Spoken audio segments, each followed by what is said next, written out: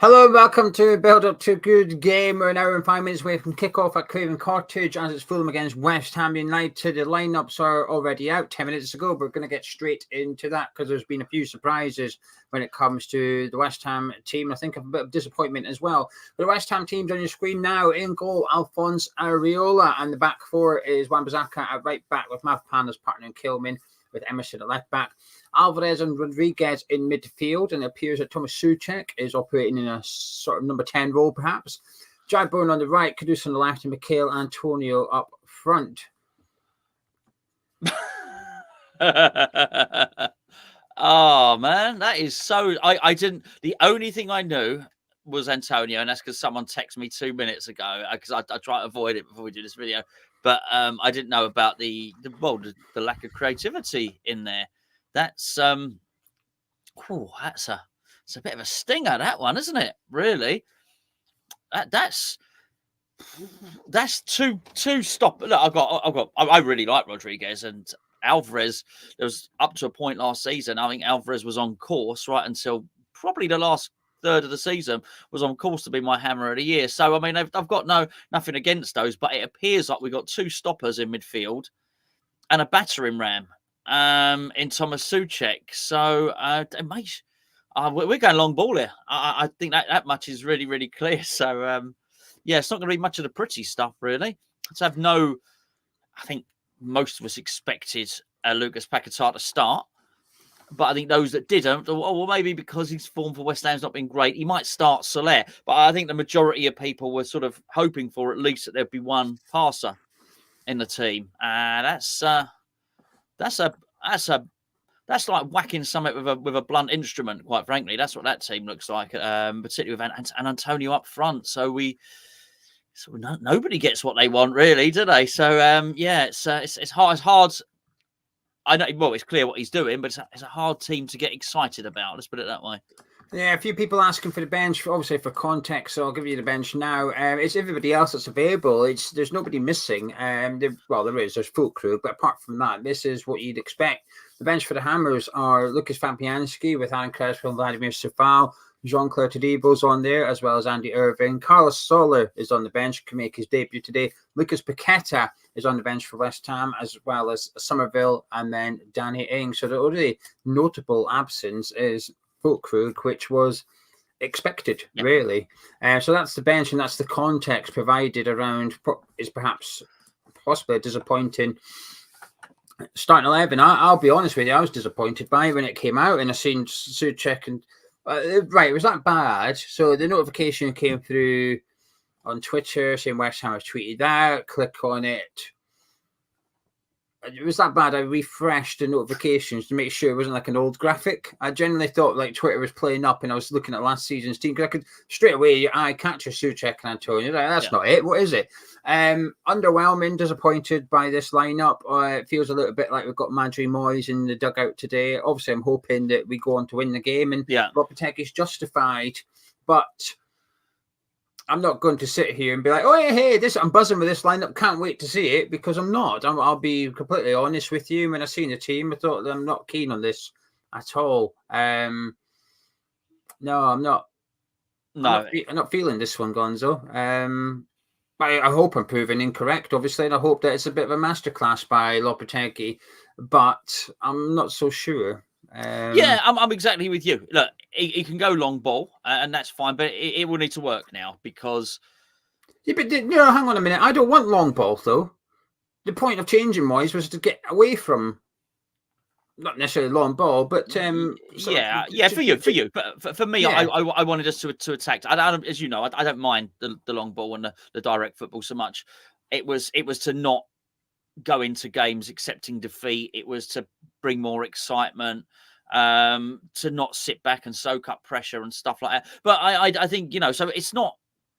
If he launches it long, and what we see is Kilman launches it long, and Souček just scores twice, and another one knocks it down for Bowen and stuff like that. Honestly, I will praise it as tactics well done. I really, really will. I think the trouble is here for me is I've often thought we had one sort of passer too few anyway. in there. And I think to take the one guy, I know he's been a bit erratic, Paqueta, but he does have the ability to turn up and play a wondrous pass and to do something exceptional. And as I said 2 minutes ago, okay, if he's not in there, that's why we brought Soler in, right? Someone else who can pick apart the defence with a really good pass along the ground. We've got plenty of people that can launch it long, and we can do that. But I think you need to offer a bit of variation. I think we've got the dribbling in the team, so I think it's not just going to be long ball and dribbling, and that can have its excitement. But I'm struggling, I think, with this early. What can I say? The early description that I certainly received of Lopetegui, which is, he likes to keep possession, and okay, that's fine, but I don't see that with this team. That's not what I'm witnessing here. I think people, when you've heard that, I think either people weren't providing you the context, or you've only heard you've missed the context, which is at the back. He likes to pass it around at the back, which I think we will see. I think you'll see your centre midfielders and centre backs passing it between them and keeping the ball. But we shall wait and see. Do you want to know the Fulham team, and then we'll see what the live chat are saying, etc., etc. So the Fulham side today, one sort of surprise, I guess, from Marco Silva in attack. In goal is Leno with the back four of Tete at right back. Anderson comes in and plays centre back with Calvin Bassey, and Robinson at left back. Lukic continues in midfield alongside Andreas Pereira. Damachoy on the right wing, Smith Rowe in the number 10 role with Iwobi out on the left, but Raul Jimenez coming in to replace Muniz. So there you go. That's your Fulham side. We'll go through the bench and we'll get Gonzo's thoughts on Fulham. Gonzo, just resist the sub goalkeeper. Is it Bender? Yeah. Stephen Bender? Yeah. What are you trying to do? Ruin the phrase that pays early? Have you got your phrase that pays that includes? There was a mixture of two players who were going. Okay, right. Keep it. Yeah. But when I was typing this out, I was like, I just know what to reach. Anyway, I saw the other day, and I was laughing to myself. The funny thing was the doors open, and the people know the shed's in the garden. I think the neighbour was out there doing the last lawnmower of the year, and they'd just stopped. I think they were thinking, why is he laughing to himself in the shed? And it was that very puerile. I do apologise. Anyway, the bench for Fulham consists of Benda as well as Castagne, Issa Diop, and we've also got Reed on there. New signing Sander Berger on the bench alongside Harry Wilson after a screamer for Wales during the international break. Tom Kearney on there, as well as Reece Nelson, who West Ham supposedly tried to sign during the transfer window. And then their striker Muniz is on the bench as well. But there you go, that's the Fulham team. Gonzo, what's your thoughts? Did you say Mooney? That gives it a whole other twist. I say Muniz, but if you're going to pronounce it Muniz, that gives me a lot to work with. He's one of those players, I don't know how you pronounce his name. Now to spell it, don't know how you pronounce it. Muniz. I like it. I don't know. Yeah, that means something. I'll shake. No, I'm joking. Sorry, what's your question? Just the Fulham team. Do you have an opinion on the Fulham start? Yeah, I think it's very good. I really like it. I think it's got balance. I think he's doing, he's got pace. He's got some athleticism. He's got some people in Pereira and Smith Rowe who are really comfortable on the ball. I think he's got wingers who are fast and tricky, and I think he's got a centre forwards who, it's a sad story, really. I feel for him, and I've got some level of sympathy for him. Although he did still manage to score against us, and he suffered a horrific injury, really, and. Yeah, so much. I, as a West Ham fan, I'd probably rather see him against us than the Moonies. But they've got really two strong central defenders. One very strong fullback there at least, and that's a team of balance. That's a team that has a little bit of everything. And I just wonder if maybe Lopetegui. So I'm not contesting that. I'm not getting involved in that football match at all. You're going to have it. We're gonna park our tanks on your lawn, and we're gonna launch it long with the artillery gun. Basically, I wonder if that's what's going to happen here. Yeah, we've got just random update. Maxwell Cooney has just been booked for Southampton. He came on against Man United, and he's picked up a yellow card. We will dominate them physically, or we certainly should be, especially in the middle of the park. Lukic is quite a tough, aggressive player, but he's not the tallest. And then Pereira, Smith Rowe, so we should be. I'm hoping that we're aggressive in there. And I remind myself about the Crystal Palace game. I'm trying to cheer myself up a little bit. Against Crystal Palace, it felt like we were trying to keep it tight, and then we did the substitutions. Wan-Bissaka came on. Bowen was released a little bit. Fulham came on. And for that last half hour, I was like, right now we're going to go on and win the game. And it worked. I do wonder if there's an element of that today with Lopetegui, trying to keep it tight and then bring on Somerville and Paqueta and possibly Carlos Soler as well. And suddenly it's like, now it's playtime. Maybe Antonio goes off, Bowen goes up front, Kudus on the right, Somerville on the left, Paqueta comes on into the number 10, and Soler comes on in central midfield. We'll have to wait and see. I'll see. I'm intrigued as to what his plan is, but I just think it's going to be long ball FC for the first, until the substitutions occur. I think it's going to be an element of hoofball about us and try and bully our way into the Fulham 18-yarder. So I feel like he's taking a bit of a gamble, to be honest with you, Lopetegui. I feel like it's a bold starting 11, and if it works, well done. But I think if it doesn't work, I think he's opened himself up to some easy criticism here, actually. Yeah, I mean, the other surprising thing, I've got to say, as much as anything else, the team and whatnot, it's actually is the selection of Antonio, because I'm not talking from the Bowen thing and all of that and the Kudus. I'm not talking about that. It's just him playing in Jamaica, in Honduras for Jamaica, and I hadn't even thought about it. My old man pointed out, he said, well, he scored the penalty in the 79th minute, which means he at least played 80 minutes. And he said he was right. He struggles if he hasn't done the travel and hasn't travelled to South America, he struggles with playing more than 60 minutes. So I don't know if he completed the 90. It almost doesn't matter. We'd be arguing the difference between 80 and 90 minutes. But he played more or less a full game and then had to travel. He did not get back until Thursday, because it didn't finish until 6 o'clock in the morning. So yeah, I find that a strange one as well. So I do wonder how. I'm not worried about Souček. Souček played. I mean, he scored, didn't he, in the last game? He doesn't matter. It doesn't affect him. And I know he's not travelled as far, but the fitness, he doesn't seem to get fatigued. He's a bit of an animal, really, isn't he? Let's be honest. So I don't think that matters in terms of his fitness. But I've got to say the Antonio one was a little bit surprising, really. Right, then we'll get your thoughts in a few minutes in the live chat, but for now we're going to do our bet giveaway. Myself and Gonzo can compile a little bet for this afternoon's fixture, and if it wins, one of you subscribe to the channel and enter the phrase that pays will win the money. Gonzo, what are you fancying for today's bet? It has to be either Bowen or Souček to score. I don't want to do Antonio because he's not going to last the pace. Might not last an hour. Probably won't. The thing is, we're using Paddy Power for bloody loads. So there's a thing on Paddy Power to complicate matters called Super Sub. Sub. If we do Antonio and he goes off it would probably be for Paqueta. The bet carries on to Paqueta, so the bet's guaranteed to last 90 minutes to some extent. So that's why we're using Paddy Power today. But if you want, so do you fancy Souček shot on target? Definitely. Because it's good odds, and if he goes off and Paqueta comes on, it means that the bet carries on to Paqueta. Okay, yeah, for sure. Goal scorer, Bowen, because I agree with you. I think he's our biggest threat, but then he's also likely to go up front for the last 100. I'd say almost 100% up front. So I think that's a good shout. Definitely. If it starts working, I'll be able to get the thing on. I'll get there in the end. It's just saying goal scorer, no markets here.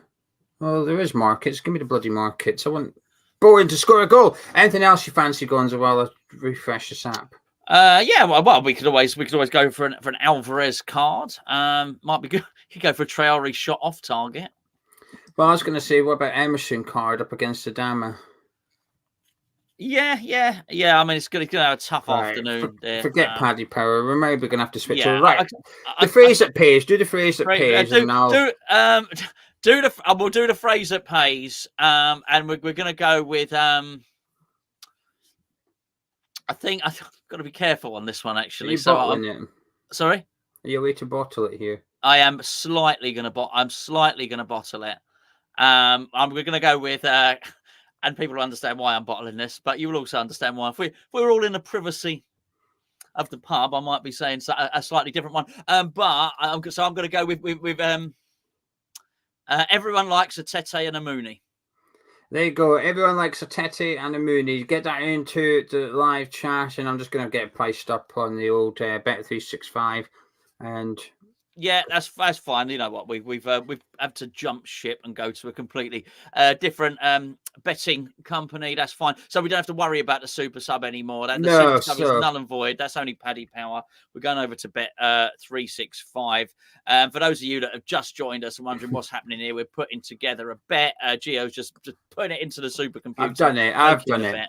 So 3 things, 150 quid if somebody wins, 150 pounds to the winner. 3 things to happen. We need Alvarez to get booked, Bowen to score, and Souček shot on target. If those 3 things occur, someone will win 150 quid. Just get that phrase. Everyone likes a Tete and a Muniz into the live chat you've entered. And thank you to Sir Daddy for a $2 super chat. It says, who's going to be our penalty taker with Paqueta on the bench? He's capable of anything, this manager, isn't he? Let's be fair. Probably let. I think Souček. Yeah, of course he scored, didn't he? Scored a penalty. Yeah, it takes him for his country. Took him for his previous club. Forget when it comes to penalty taking, you forget what that player is like. In open play goes out the window. I don't really care. It's purely who's the best penalty taker, and it's possible that the answer is Thomas Souček. So that's who I'd be wanting to step up and take it. Yeah. I think, look, let's be fair. Souček is perfectly capable of having an absolute barnstormer of a game here. But the thing is, right, as much as I'm grumpy about the 11 and the style of play we're away to see, what I will say is he's possibly our likeliest goal scorer. Yeah.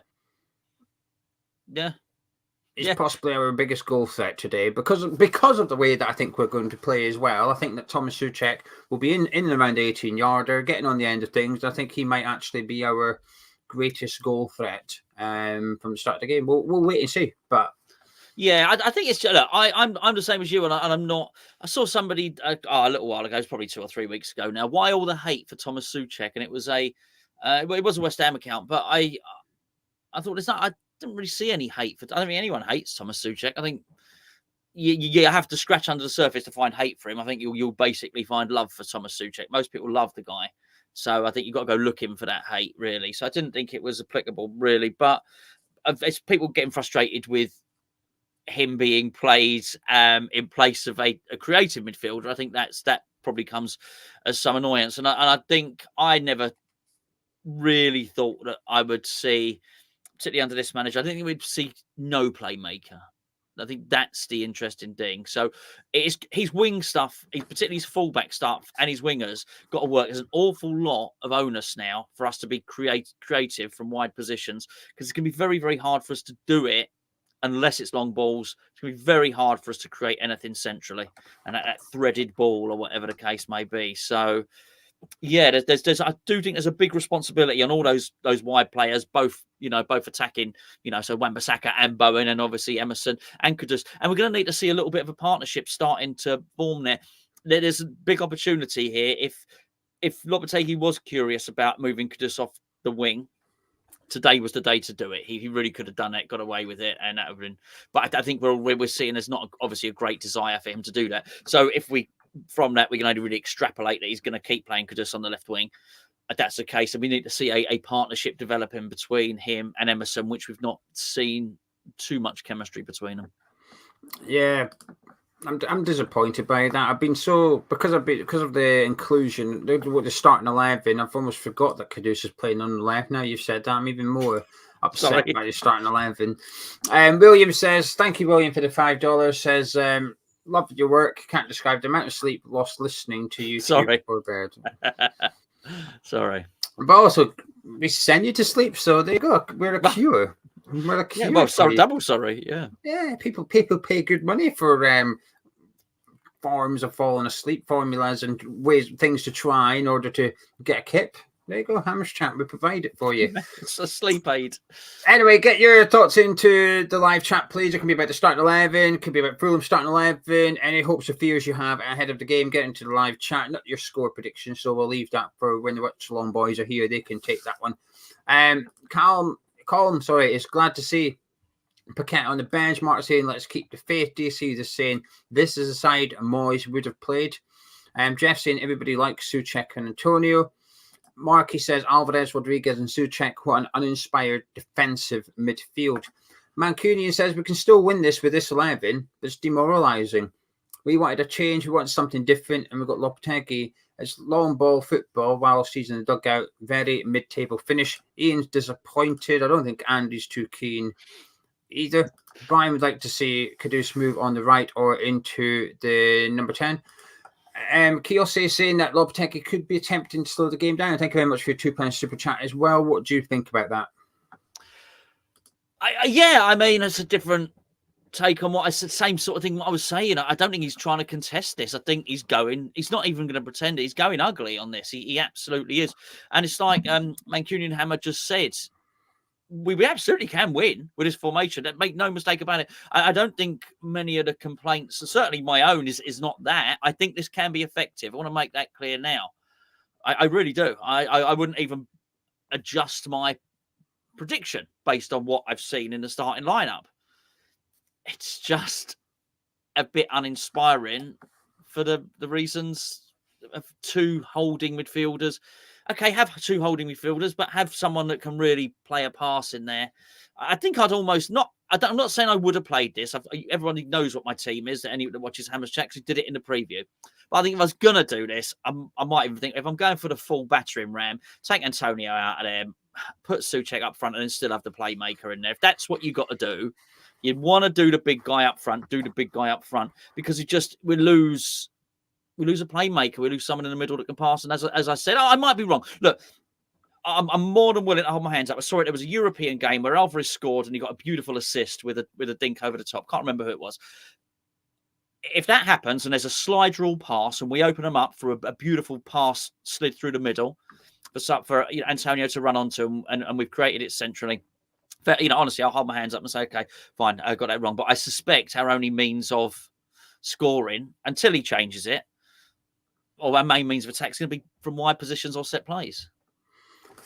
Stephen says we shipped 5 at Palace and Fulham last season. We've already stopped Palace scoring. And looking at this team, we can see he's trying to stop Fulham scoring. Strong bench, Bill.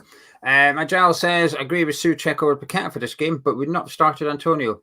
Bowen up front and Somerville on the left. Paul says, want to see changes with our squad. We're going to lose some players, such as Gerd, if this continues.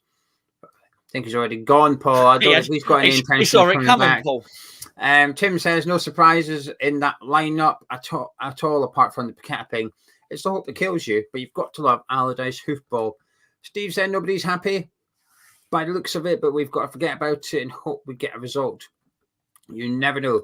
Mike says we've had worse starting lineups and won. I don't think it's that bad a lineup against Fulham. Timothy says Moyes is underrated, all things said and done. Devious says 2-1. He and Stuart always listens to us to keep up the hard work. Thank you, Devious. Woods Hammer says, if we win, and surely this will be deemed a good lineup. Yeah, yes. You would say so, and I will say so. I will say got it right tactically. Absolutely. Well, I think it's perfectly possible here to think that the lineup will be effective, but then also think we're in for a long afternoon here. It's not going to be pretty. That's where I am because I want to change from Moyes because I wanted to enjoy football more. And I feel like this lineup perhaps won't bring that. It may bring the points, but I remember when we finished 7th that season, the football wasn't particularly great, but we were picking up points, and it was hard. And it was one of those. My mentality with Moyes was that I didn't enjoy the method, but whilst we were winning, I felt like I had to put up with it. The results were justifying performances, but as soon as the results stopped, you had a big issue because the results weren't there and the enjoyment wasn't there either. And I think this is one of those games. And for sure, as Woodhammer said, if we win, does it justify lineup? Well, of course it does. To some extent, obviously, if we're getting beat 1-0 and you make subs and we're going to win 2-1, then you could argue that, well, maybe if you started those players. But it's all, if my auntie had ball, it should be my uncle and all that. However, you're still going to have an opinion pre-match. Whilst Woodhammer makes a good point, that's like saying, well, I'm not saying he's suggesting this, but other people might, which is that you're not allowed an opinion until the end of the game, and then you can criticise a lineup. but you're going to have an opinion before the I mean, match. That doesn't And make for a good also, YouTube channel, and it also that doesn't even make for a good chat down the pub, does it? Imagine sitting around the pub, no one's saying anything until the end. Yeah, reserve the right to change my mind with more evidence of across the 90 minutes. If everyone communicated like that with disclaimers, just generally before they spoke. Maybe. To be fair, life might be easier that way. Jose is saying, I'm thinking Lopetegui spoke to Antonio and asked him how you feeling. Need a rest, and Antonio said, play me, I'm on fire, and we'll score. Otherwise, I don't get it. Hammer99 says, similar type of lineup to Bournemouth game. Lack creativity, kept the ball with very little going forward. Paqueta came on, changed the game. I think we'll see the same again here. Jackie says, midfield is not functional. It's too slow. I think it is functional. But you just don't like the function, which is get the ball to Souček's head. Good line. Yes. Yeah, I think that's how it'll be. I think it'll be Rodriguez and Alvarez doing the hard work in front of defence, protecting defence, but when we get the ball, Souček's up there in between Bowen and Antonio. Jordan says 2 seasons ago, put our team against Fulham. That was old, stale, and we were more disappointed. We won that game 1-0, went on to win a trophy. What context, Jordan? The goal we scored was an own goal. But that's Jordan. That's a claim, man. Oh, we're going to score. We're going to score an own goal, and we're going to win. We're going to win a trophy. I like it. I remember that game because it was one of those games we won. I felt really like not depressed as such. I was happy we won. Guilty. But I remember doing the review like we were terrible. We didn't deserve to win, but we won through an own goal by Haddison Reid. So it was one of those weird games and weird results. Anyway, before we go any further, keep your comments coming in. Just want to point you in the direction of this video sponsors Match Bingo. Now, if you're not looking forward to today's game, Match Bingo might be able to help you here because they can add a little bit more excitement and spice for your viewing pleasure. It's a bingo card that requires things to happen, events to happen within the game. Now, they've got promotion on by 3 get 2 free. It is a gambling app, so you'd need to be 18 or over. Plus, it's for UK only. But if you download the app, links in the description below, sign up, and you buy 3 cards, it'll cost you £6 in total, but you will get an additional 2 free, giving you a total of 5 cards. In the card, there's 15 things you need to occur, 6 things for Fulham. It'll be such as kickoffs, throw-ins, shots on target. You'll need 6 things for West Ham. Then you'll need 3 match events as well. Pays out first line, second line, as well as full house. And don't hold me to this. What I will say is a user of the app is games like this perhaps have less people playing, so it increases your chances of winning. So, for example, I would imagine the North London Derby tomorrow will have the highest amount of entries over the weekend.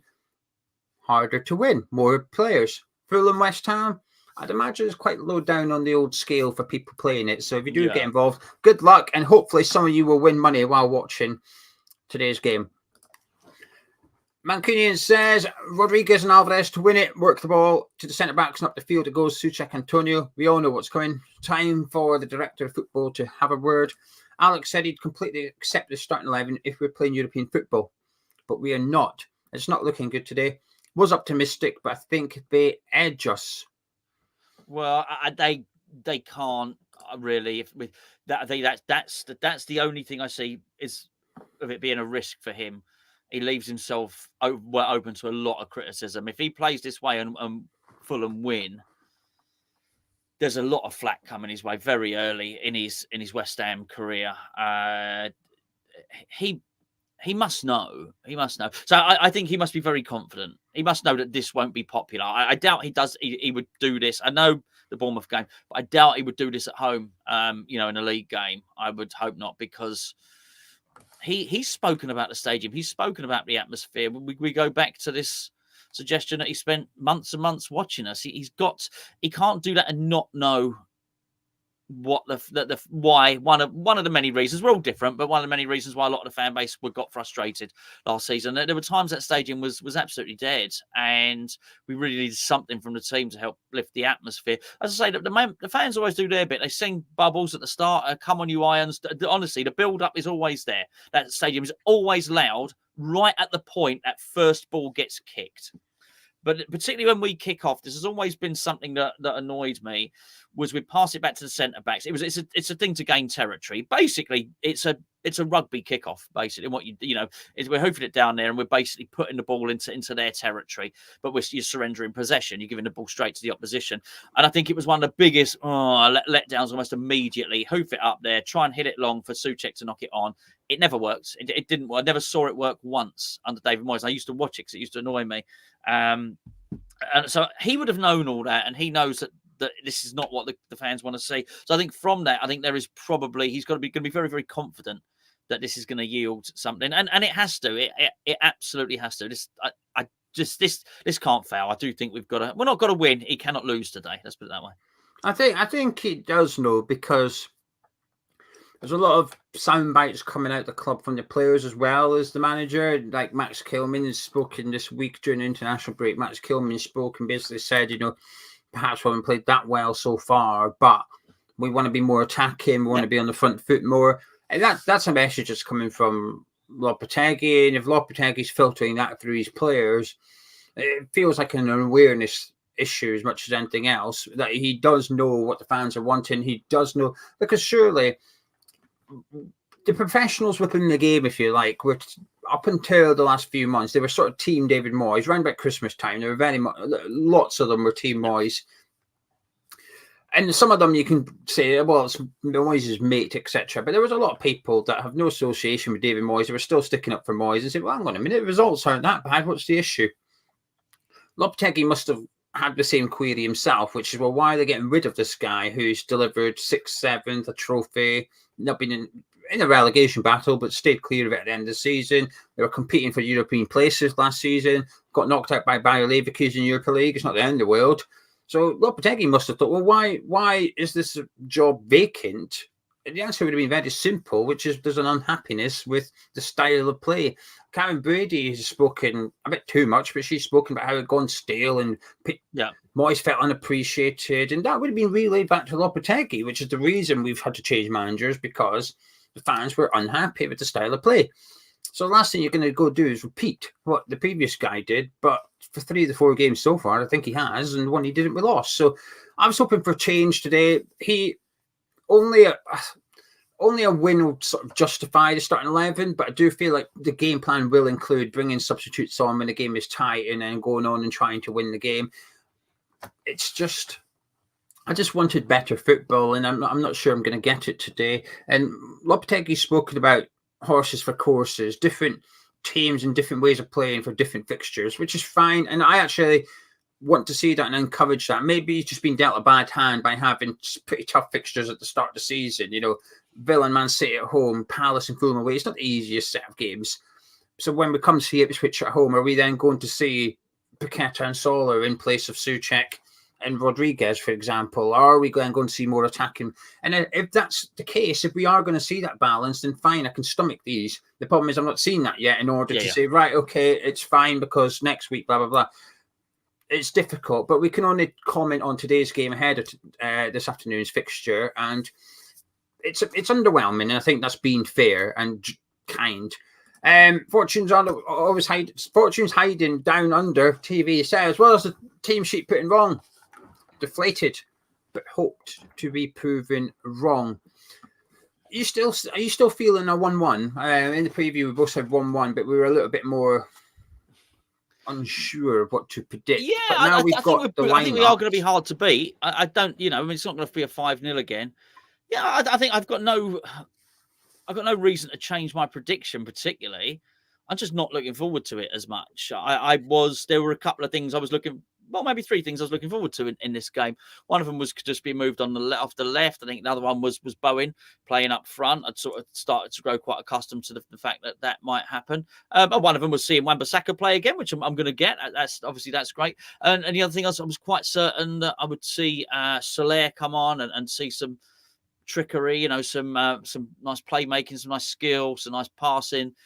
And so I've not got any of that apart from the Wan-Bissaka stuff now. So I'm not looking forward to it as much. I do think it's going to be a bit of a grind, but I still think we can draw the game. I think we can win the game. I'm going to keep with a 1-1 prediction. We can win this game. Make no mistake about it. We can cause havoc to that back line. Souček can do that. He caused Villa problems. in that first game. And I think if Antonio's on it as well, then they're going to have to watch out. They really are. They're going to have to watch out there because they're not going to be able to just crowd everyone round one or the other, which is going to leave a little bit of space. They're not going to be able to, have 3 men on one of the players or something like that. So there's method to his madness. It's not like I don't understand what he's doing. I do. I really, really do. It's just hard to get excited about it. I can't really say much more than that, really. Scott says maybe Antonio on the left, Bowen up front, and Kudus on the right. I just it's wishful thinking, and it'd be something, but I don't think so. I don't think so. Kyriakos said he feels like he's on his own, but he's continuing to be patient. I think Lopetegui work many of the exciting players into lineup as the season progresses. I think Todibo will be a game changer. What I will say though is that bigger picture, I'm still patient, Kyriakos, where I'm only commenting on today's game. I'm not commenting about Lopetegui overall. I'm simply purely commenting on the lineup ahead of today's game at Craven Cottage. I don't like it. But I've said from the start and will do, which is I'll give him, I don't know, I don't have a number in particular, but just as a rough number, 20 games or something before I start to. Every game is just one piece of a jigsaw.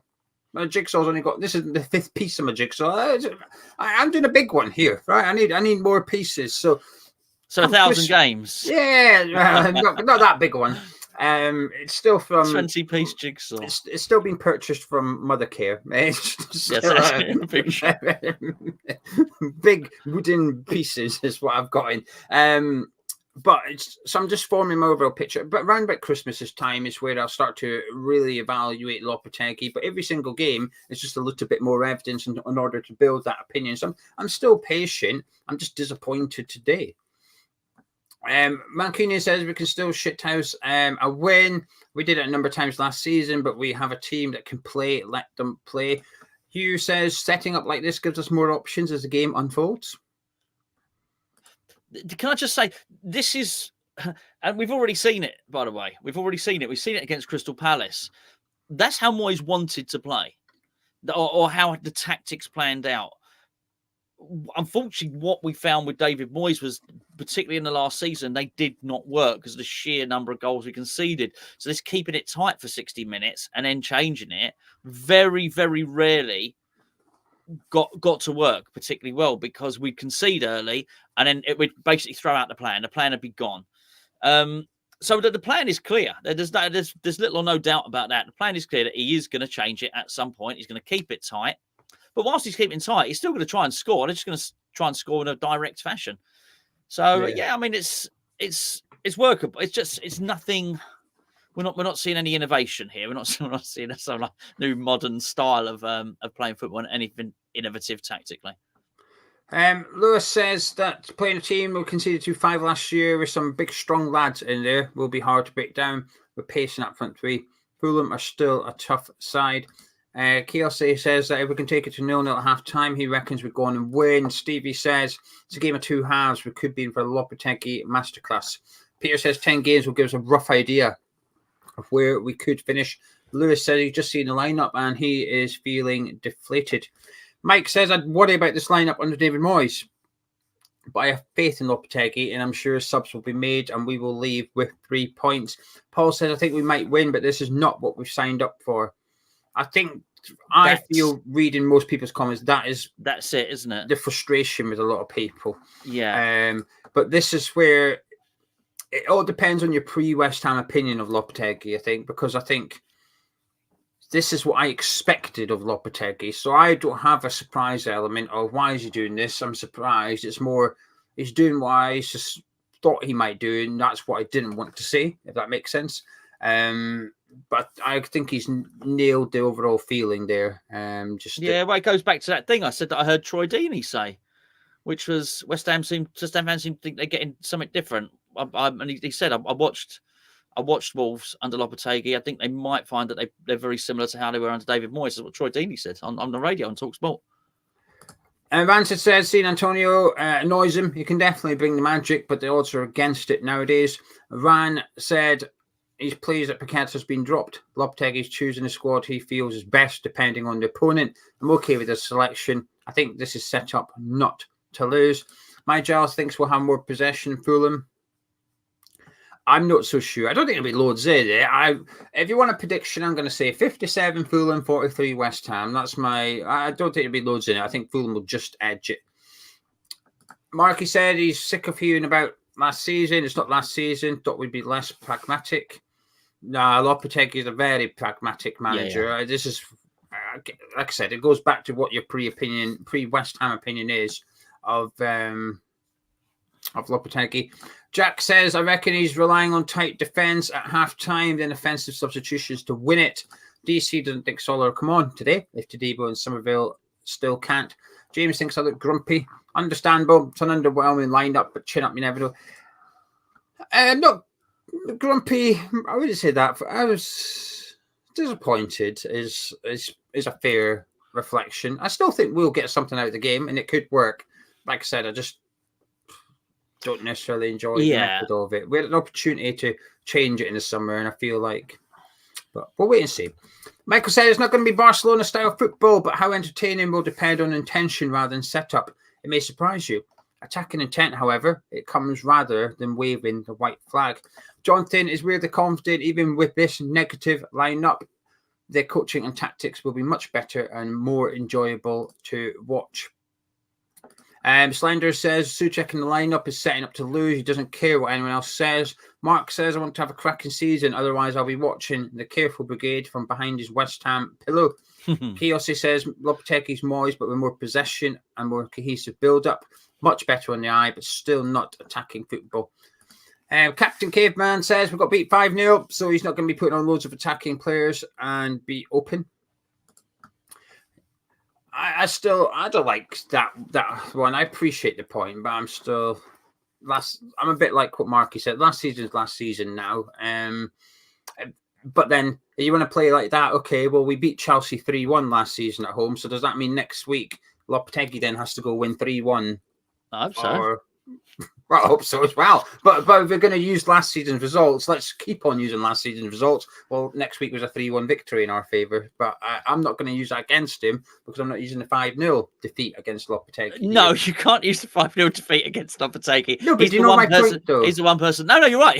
He wasn't here. He definitely was. Well, you might as well blame it on Max. If you're going to blame it on Lopetegui, last season's 5-0, you might as well blame it on Max Kilman, who was playing. Well, that's why I don't like these head-to-head stats to some extent. There are bogey teams, but usually it's completely different managers. But I was watching the Southampton Man U game earlier, and when Man U scored, it said that's now 13 Premier League games for Southampton without a clean sheet. I was like, hang on a minute, you're going back to like 2 seasons ago. I heard it. I heard you got relegated. Yeah. What's that got to do with anything? Yeah. They were doing well, Southampton.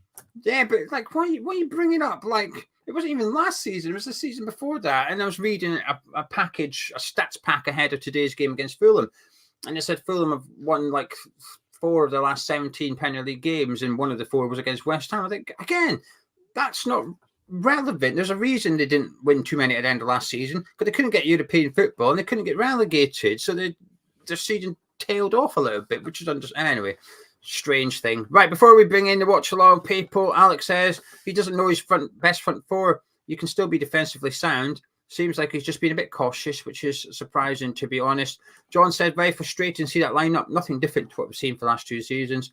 I think we better get a positive result, or there could be a lot of discontent. And Hammer Boy says that he's had 2 weeks with the entire back 4 in Alvarez. Not Mavropanos. Mavropanos is away. Yeah. Surely this is when we would have started them. Oh, sorry, saying Todibo should have started. Apologies. Yeah, that's a good point. I get that. Yeah. Really don't get it. And as far as Kudus on the left, no words. I hope this is just bedding in. And Paul's asking if this is a triple pivot.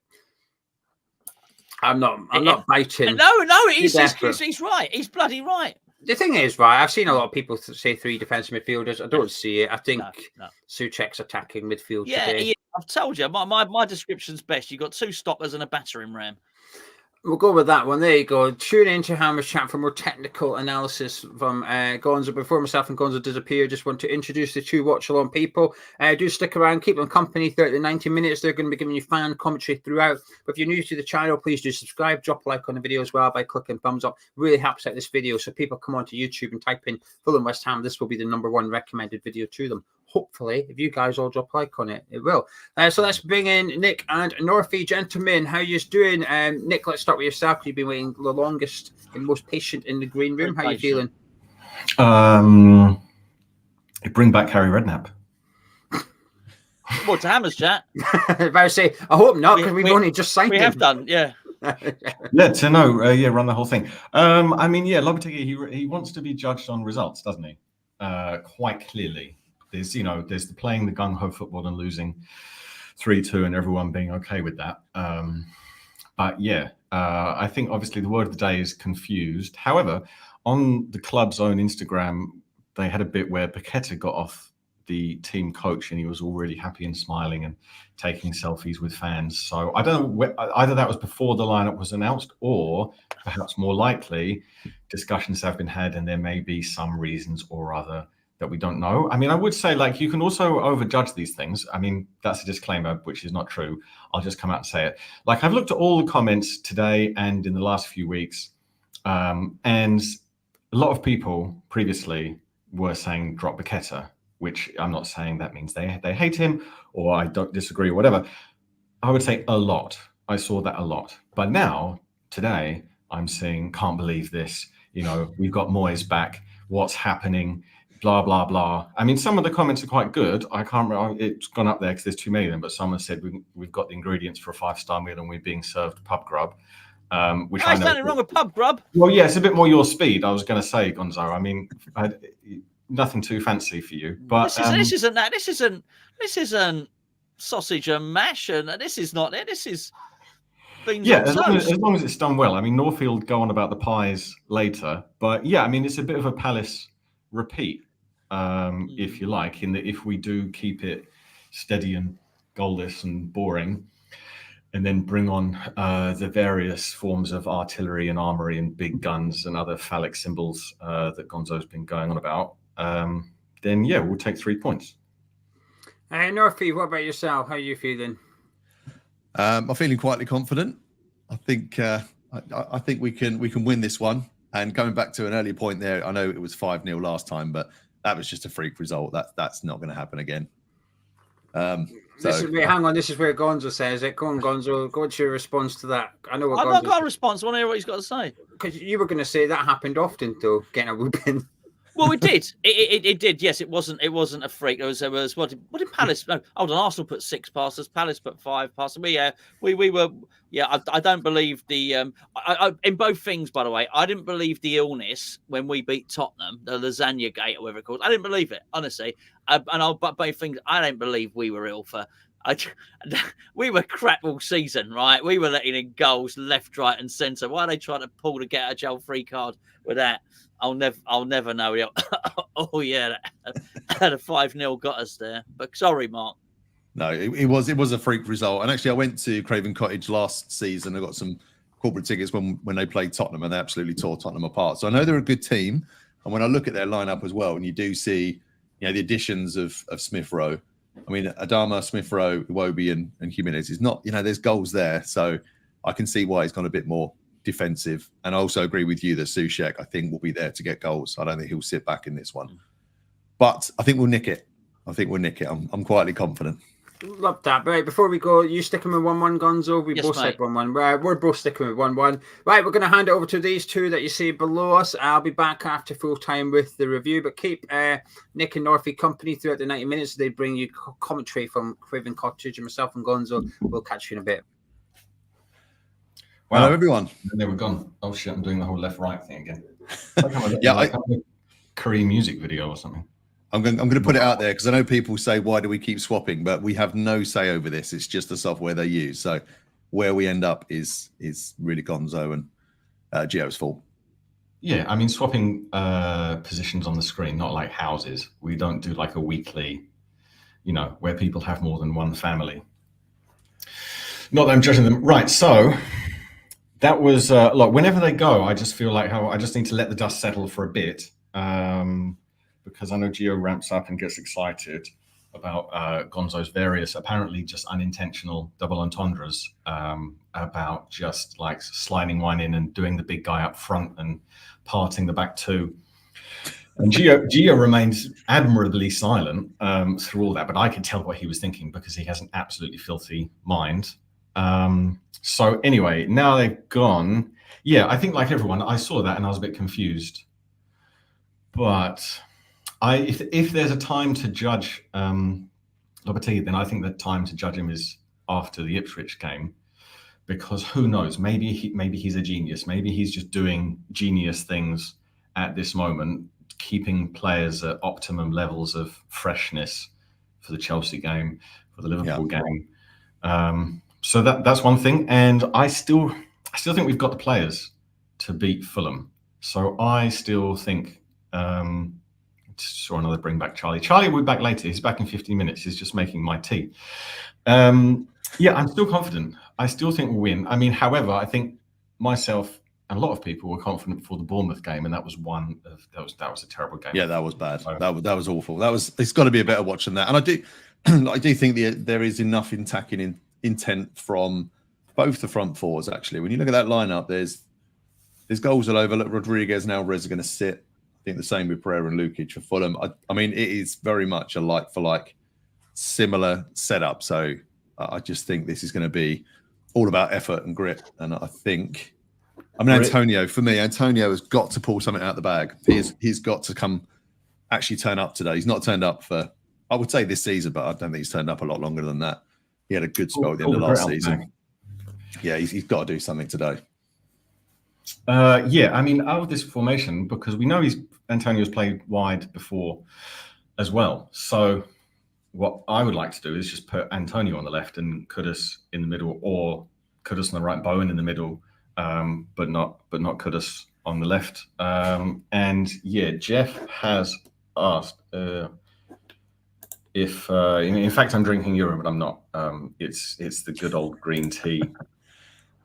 It's the good old green tea factor. Scared of Smith Rowe. Smith Rowe's, yeah, he's their best player. I just hope he can be bullied out of the game. Is Iwobi playing? Am I making it up? Yeah, he's their worst player. He's so bad. I don't know how he's still a footballer. He's always been terrible. Obviously, that gives it the good old kiss of death that he'll actually be the one that scores. Yeah. Man of the match now. He'll be man of the match. he's so bad. So I think I don't know why he starts. I've never figured out different managers. He doesn't really do anything, and he makes mistakes, and he gives the ball away a lot, and he doesn't really make up for it. But yeah, the Paqueta thing becomes more interesting because Soler's on the bench as well. So if there are big changes to be made around minute 60, 65, it all starts to fall into place and make sense. But if Soler, why is he on the bench? Why have we got him in? Apart from, is he sitting on the bench until February for Paqueta's hearing? Is he getting on the pitch now? I don't know. But yeah, I'll go back to saying that a lot of people said drop Paqueta, and this is an away game. So yeah, Paqueta's been off. He's been off, and not many of them been on, to be fair. But it'd be good to see Soler on. It might be too early. I did watch the press conference from Lopetegui, and he did say that obviously he's been away from Brazil, Paqueta, so he just wants to rest him. I think he said that not all of the players even got back late Friday, or they got back Friday evening, so not giving them much time to recover. So if there's any jet lag with, going from South America or wherever Brazil played, I don't know. So you've got to have a bit of a gap there. Yeah, I forgot. It could have been Ecuador. Who knows? It seems like they always play Ecuador, so I really didn't know. But yeah, it's just I've seen Fulham play this season, and they were not good, but the manager is good. I think the manager is getting them in the right shapes and doing the right things. But their players just aren't really strong enough. Have a look at the comments. He doesn't understand playing two. Clayton doesn't understand playing two defensive midfielders. This is not like we're up against City, or I'll pretend I don't know who you're talking about. Yeah, they do different things though. Alvarez is more about staying back and breaking up possession, and Rodriguez is more about knitting possession together. There we go. Paqueta played Paraguay in Paraguay, so yeah, it's quite far. Yeah, who knows? I just think Paqueta, if Lopetegui values Paqueta, he's the kind of player that he might, let's say, keep close or chat with or something. And if Paqueta thinks that he wants more rest, obviously I'm not saying it's the right thing to do, but if he says, I'm knackered, I'd rather have 30 minutes, then yeah, the Antonio thing, again, if he gets 55 minutes and then bring on Somerville and he did score though. Antonio scored, didn't he? So I guess. I suppose. Yeah. Dean's very glass half full today. Sean Souček is attacking mid. Is Loppy taking something? I don't know. Maybe just the drug of life. Rodriguez, he's a bit slow, but they don't have a big pitch. So yeah, Sheps. Antonio shouldn't be on for more than 50 minutes max. Absolutely makes sense. Yorkshire Hammer back three. Do you mean for us? In which case, I don't think so. I mean, it's going to be more of a classic 4-5-1, if anything, or 4-4-2. Do you know a battle I'm really looking forward to seeing is because I say I went to Fulham last season when they tore apart Tottenham, which is a great watch. But Robinson, a left back, he's very I think he's a quality player. So him against Wan-Bissaka, both very attacking fullbacks. That's going to be a really interesting battle. Yeah, that's going to be interesting about like who counters better. Antonio scored a penalty. Just a confidence thing for him. We've got a lot of long day predictions. It's okay. We're here. Stay with us. We'll go through it together through thick and thin. We'll make it longer. Lee says if Antonio's a monster chasing down the defence mode, he's got no problem with him up front. It makes sense. If he can absolutely rinse himself, because we've got a full week until the next game. Robinson, good fullback. Shout and Scott. Antonio can only hit the net if he's less than 6 somethings away. 6. Do you know that's actually probably fair? Can you remember the last time Antonio hit a screamer? I know there was this stat this week that shots from outside the box are down 20% or something like that, but because everyone's trying to do tippy tappy pass it in from inside the box. But yeah, Antonio does just score the scrappy ones. Yeah, I mean, by memory, it was last season's Chelsea game, which was roughly this time last year. I can't remember. Robin says Charlie not doing the watch long anymore. Charlie will probably be back if you keep watching until the 60th minute. Who knows? Maybe he'll pop around. He's currently in my front room fixing up some DIY furniture. I like this question. Who's yours? With no shame at all, I'm going to say Brett the Hitman Hart. Yeah, Hart Foundation was a good combo. Mine's got to be the Ultimate Warrior. Yeah, he was. I just got in at the time of the Ultimate Warrior, so I did like his style, but then Brett the Hitman Hart, I think he inspired The Rock in some way because he had just completely unnecessary flamboyance and just nonsense with the whole pink sunglasses. Yeah, George can't see where creativity is going to come from. I mean, just trust in Kudus really is the only thing we can do, even though the funny thing about him being on the left is that we almost forget about him. We're like, oh God, Kudus on the left. Okay, never mind. But he still is incredibly amazing. So who knows? Maybe those three will do a kind of total football or total attacking thing. Iggy goes pop Roddy Piper. So that's nice because you combined a Simpsons memory there with that rowdy Roddy Piper when Homer was the Venus de Milo episode. We've also got a Randy Savage. Yeah, that's a good shout. Randy Savage was good. Yeah, and then Lewis says that's fair enough. If they double up on Kudus and Bone, Kudus is so good he actually beats 2. You need 3, which then leaves Souček to score. Yeah. Exactly. That's the genius of Lopetegui. People don't understand, but because the front three are just keeping them busy, Souček, slots himself in. Also, in terms of being more shameless, if I can get more than like 50 Instagram followers, if you can follow Hammers Chatnik on Instagram, I'll be very happy because it doesn't really take me much to get happy. Bit of green tea. Anyway, it's about 2:54, 55. So I'm going to check my live radio links that I've kind of set up here. so I can get myself prepared. And we might have done score predictions 45 minutes ago, but based on the new lineup, can we do score predictions again? I still think we're going to win. I mean, my confidence was a bit thrown into disarray when I saw the lineup, but I think we're going to win. I think Souček is going to score. I think Kudus is going to score. I think they probably got a goal in them, Fulham, maybe. I mean, I think Iwobi's terrible. And the striker up top, I've forgotten his name, something Arez. Jimenez. Yeah, him. Oh, he's off the ball. Yeah, he has mixed games. Since that head injury. I'm going to be stupid and just say we'll win 2-0. So get your predictions in the chat if you can put like goal scorer, first goal scorer, there'll be more for you to claim later. If it goes right, there'll be more acclaim for you to claim as I try and get this visual radio actually working. Honky tonk, man. God, these are some old classics coming out here. I'm going to go 2-1.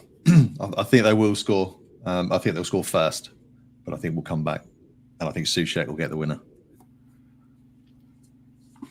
Score first, come back, Souček winner. That's a detailed one. Dean says 3-1 to us. Still some 1-1 is a safe one. Oops. No, I was trying to get to Brian says 2-1 Fulham. Scott says we do have a pretty good defense still anyway. Ashton says massive opportunity lost. Well, let's see. Somerville comes to bench and score. That would be obviously a dream for everyone. And then, that lineup looked like Moyes back is in charge. Well, kind of. Let's see.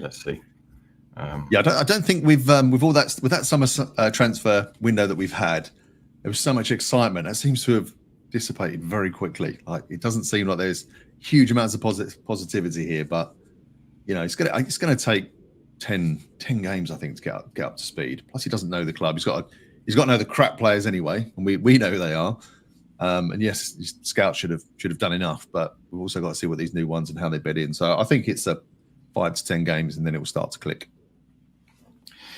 Yes, yeah, exactly. I mean, a lot of people were saying that our season starts here. I think even Gio said that, just from the context of what a strange opening it is, and then they chuck in the stupid Nations League nonsense. Yeah. I think I have. Do I have something working? Let me check.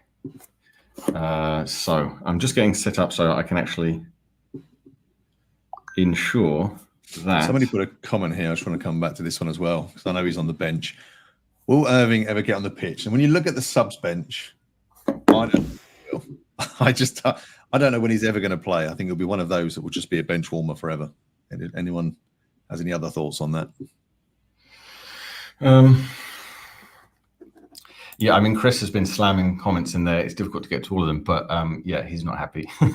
He's not happy. Keep watching, Chris. You might change your tune. You never know. Metaverse, we will win when Kudus gets off the left. That's a funny one, because there's a lot of like what we're talking about with giving him time and certain runs of fixtures and different home games and away games and all of this kind of thing.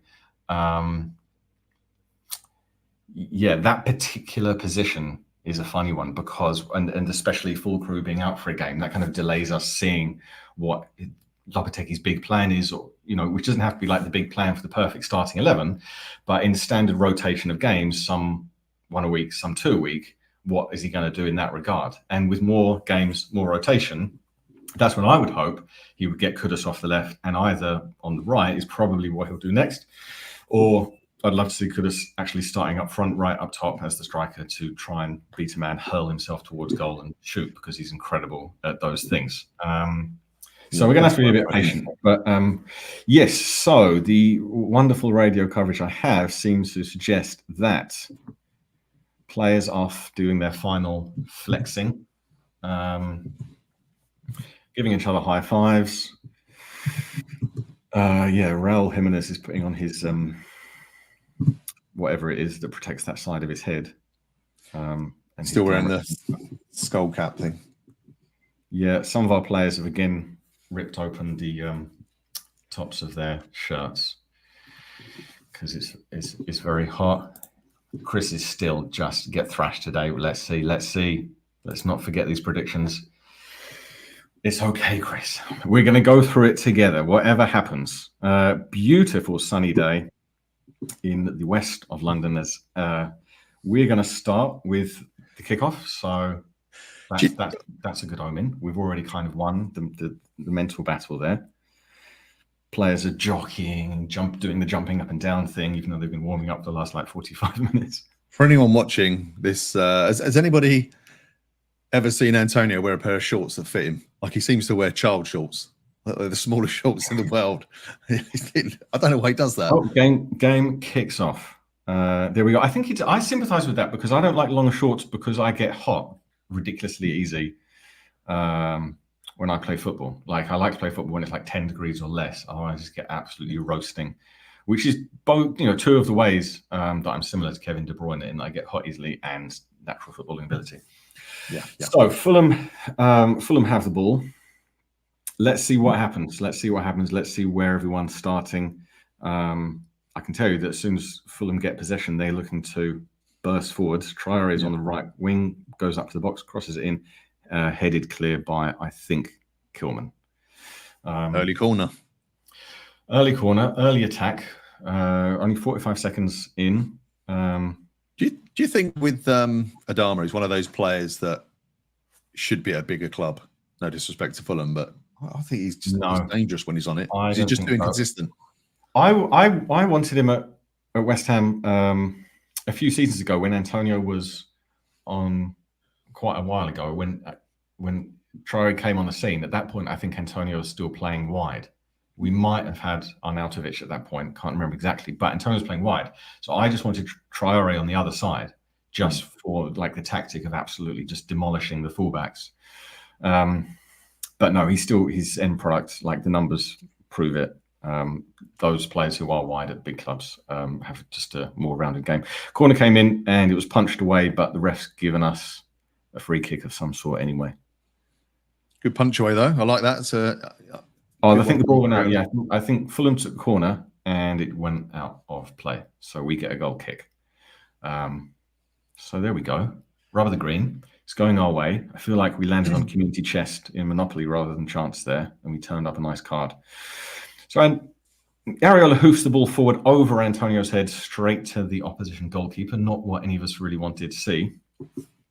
And now Fulham goalkeeper lofts a pass out to the right wing and tries to play it up, but Kudus barges into Tete, who asked for a free kick. I'm not sure he's going to get one, and I think it's our throw-in. Now Fulham have the ball in defence. They look to spread it all the way from right back to left wing, which is actually a decent pass. So I think their tactics are just get it wide and put it in. Gio will be absolutely all over that. He'll have written that down in his book of favourite phrases of the day. And he reads that later, reads himself to sleep. To be fair, the two balls... Lovely interception by Kilman. Beautiful interception. Takes it, bursts forward, takes it past someone, goes too far.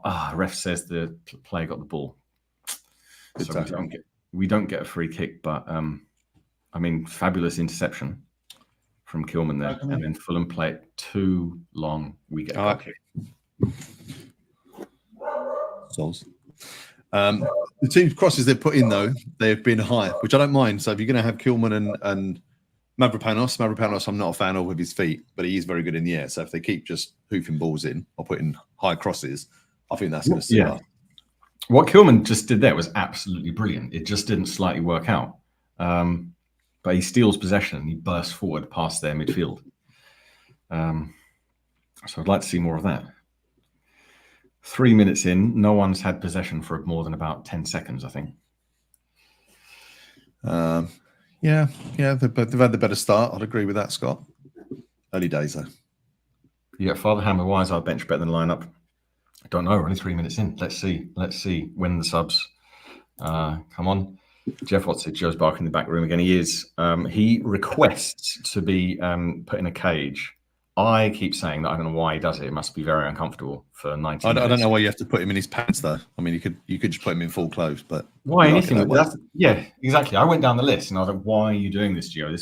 The cage bars are going to hurt your knees. But Antonio passes it to Souček in the middle. Too many players around. Comes out, bobbling around. Bowen on the right wing. No one's got possession. 50-50s all over the place.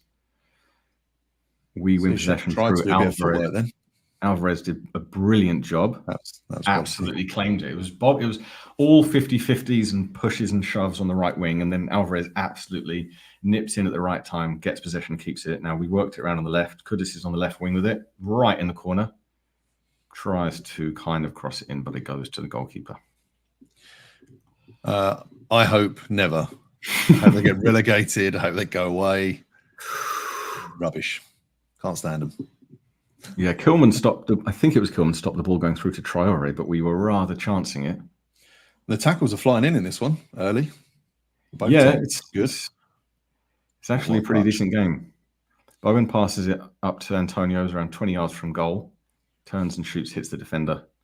We've got a bit of possession, about 40 yards from goal. Does that go down as a shot from Antonio? Who knows? I don't know what they call it. I don't know how far away the rebound has to be. Passing it around their 18-yard box.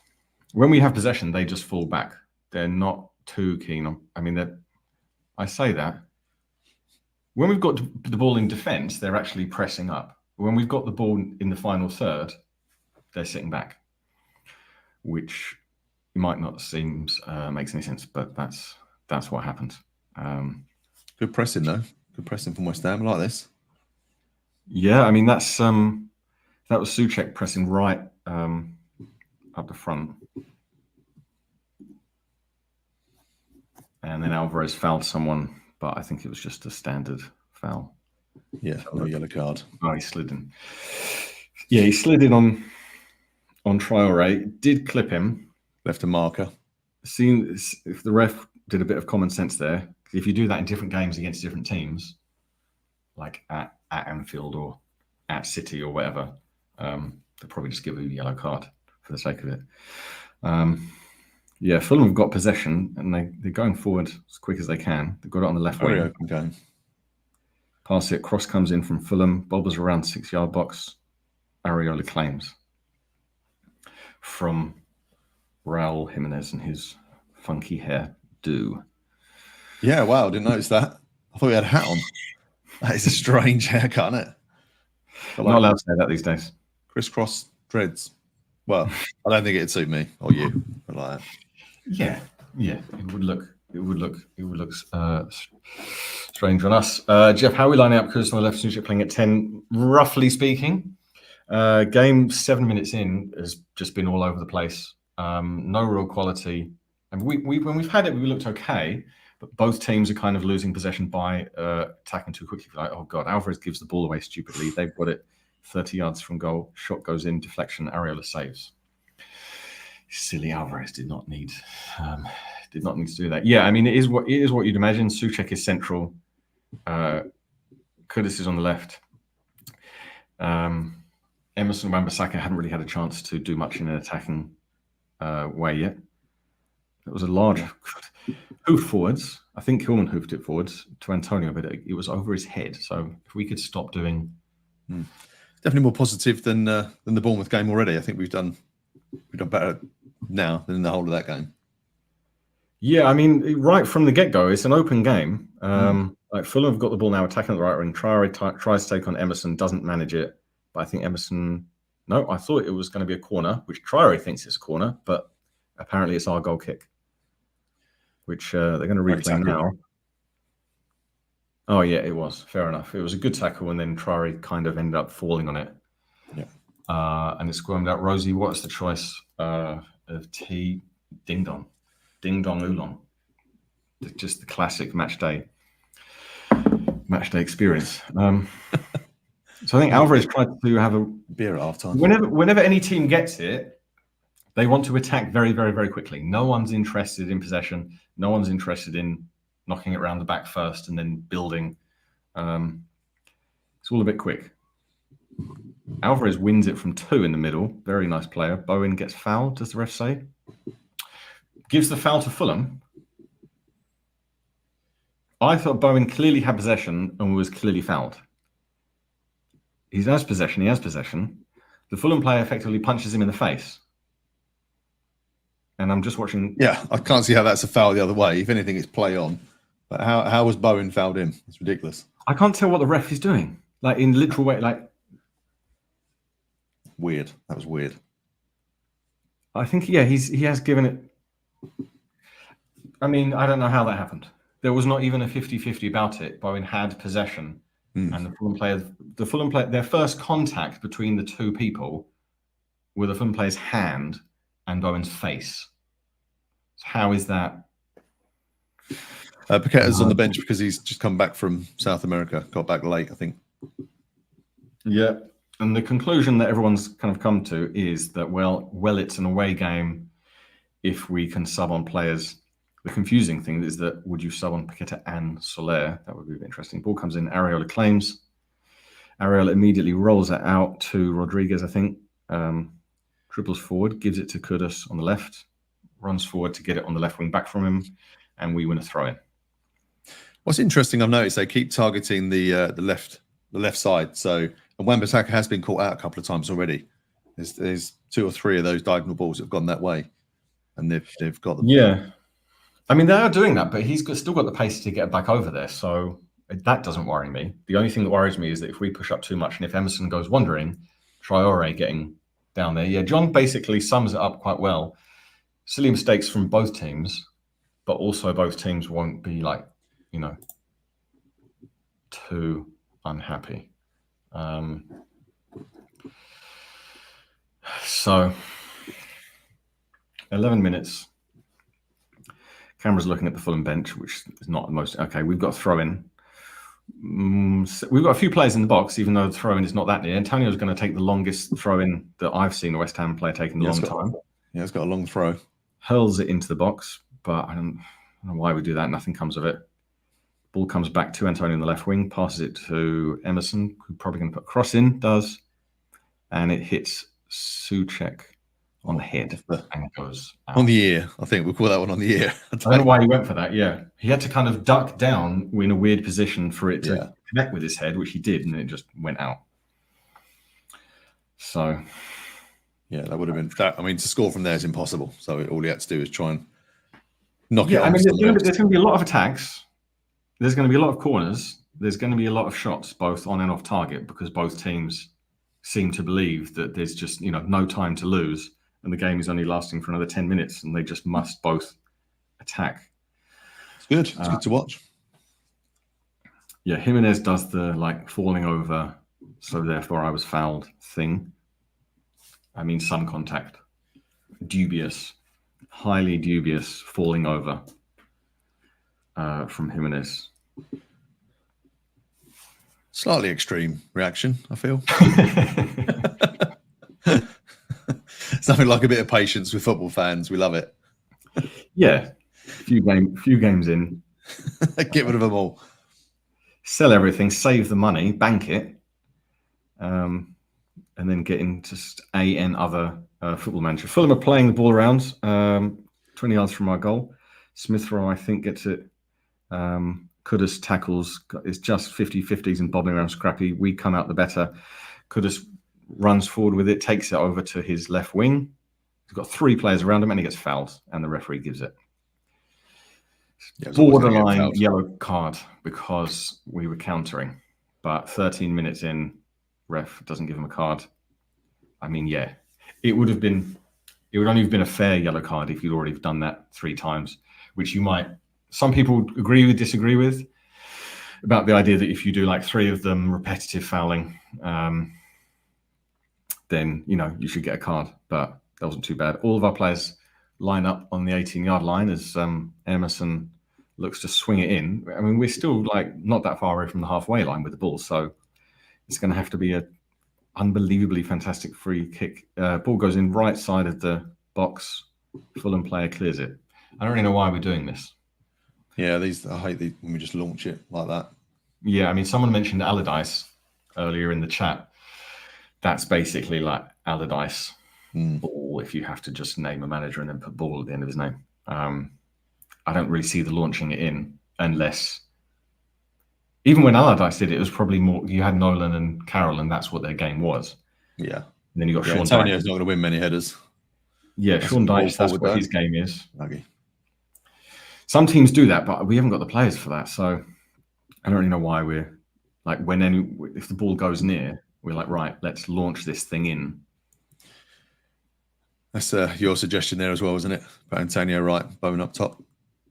I mean, I'd rather Bowen or Kudus up top. And Lee Carsley, the England interim manager, also sees Bowen as a central striker. Fulham break with it on the right. Traore runs into the box, and that ref is not interested in that. I thought it might be a penalty, but I don't know if They look at it. They VAR it. They are going to VAR it. Clumsy. He's in his back. Yeah, I mean the distance, the distance of looking at it was quite far away, so I didn't see it at all. But I thought that might be a penalty. It should not be a penalty. Absolutely should not, because there was contact between the players. But by the current rules, that's not enough to make someone fall down. It wasn't shoulder though. Was it shoulder? It was that part of the arm. Mm. Well, actually, it wasn't that. It was roughly that hand did touch Traore's. I think this could be a pen. I won't be surprised if it is, but I don't think it should be. And just being as impartial as possible at this point in my life. Yeah, so just I don't even know. I don't have anything that says, are they looking? Oh, for God's sake. I don't know what the referee's doing. The referee just gave someone a yellow card. I think it was like a Fulham. Yeah, someone on the bench, coaching. I think. Yeah, Fulham coach. Whatever we're saying. Oh, yeah, it was Marco Silva. Does that mean they haven't given the penalty? There's no firm conclusion yet on the penalty or the VAR situation. But the referee, no, it wasn't given. Okay. Wow. Slightly got away with that one. Slightly got away. Again, I don't think it was, because there was no foot-to-foot contact. It was just a bit of that. Yeah, I just think when you put your arm out, not your shoulder, I mean, it was more like a hand, sort of a push, but maybe not enough for him to go down. He's a big lump, isn't he? He shouldn't be going down like that anyway. Adama Traore, he's massive. The only worry is when that happens is, does the ref think he needs to even things up later? Like if there's two of them, the only thing is that at Fulham, the crowd are not really going to get on his back. So if it was Old Trafford and they'd invited the ref to a lovely 5-star dinner after the game, who knows? The ref is a bit weird. Because if I was a Fulham fan, I would want that as a penalty. But from our perspective, the Bowen thing, where the Fulham player just pushes Bowen's face to make Bowen fall over, and the ref goes, that is actually a foul by Bowen. Scott said that the shot was already taken before contact. I don't know about that one, Scott. If you look back at the replay, I think he shot as he was on his way down. Maybe he shouldn't have shot. All right, we're 17 minutes in. Game is in just relentless scrappiness. It's right by the midfield. Changes possession every 5 seconds. Antonio's touch is so bad. Souček has it on the right wing. Bowen tries to cut in. Antonio absolutely gets the ball stolen by just simply not realizing that there are other people on the football pitch. I don't know whether he had an easy time playing Honduras or whatever it was. That was one of our best moves. Because it went between, I think, Bowen and Souček, gave it back to Antonio, and Antonio just controlled it and then effectively stood still for 1 to 2 seconds. So their defender was like, oh, thank you, I'll have that, and just went past him and took it. So he might need to do some waking up to realize that it's football and be quick, don't be slow, hurry up. Okay, Fulham have it around their defence, passing it around a bit. We're not pressing because that last few minutes was a bit hectic. Tony said we're close to their central defender. Playing 2 defensive midfielders and a player out position at 10 who can't pass. Yeah, we are. I don't know what else to say to that. Hopefully, you say it's a good opportunity to bring Soler or move somebody across into that 10 role. Yeah, Antonio not really covering himself in glory at this point. I mean, if they go off at half time and it's 0-0, then that would be, I suppose, fair enough. Oof, ball comes over to the left wing. Fulham player has it, and it goes out for a corner. I think Wan-Bissaka slightly got away with that one. It was basically similar to that one that was a goal that came in and Sufar was blamed for a few games ago. Yeah, everything that's come over to that side, Antonio, Wan-Bissaka's not really dealt with.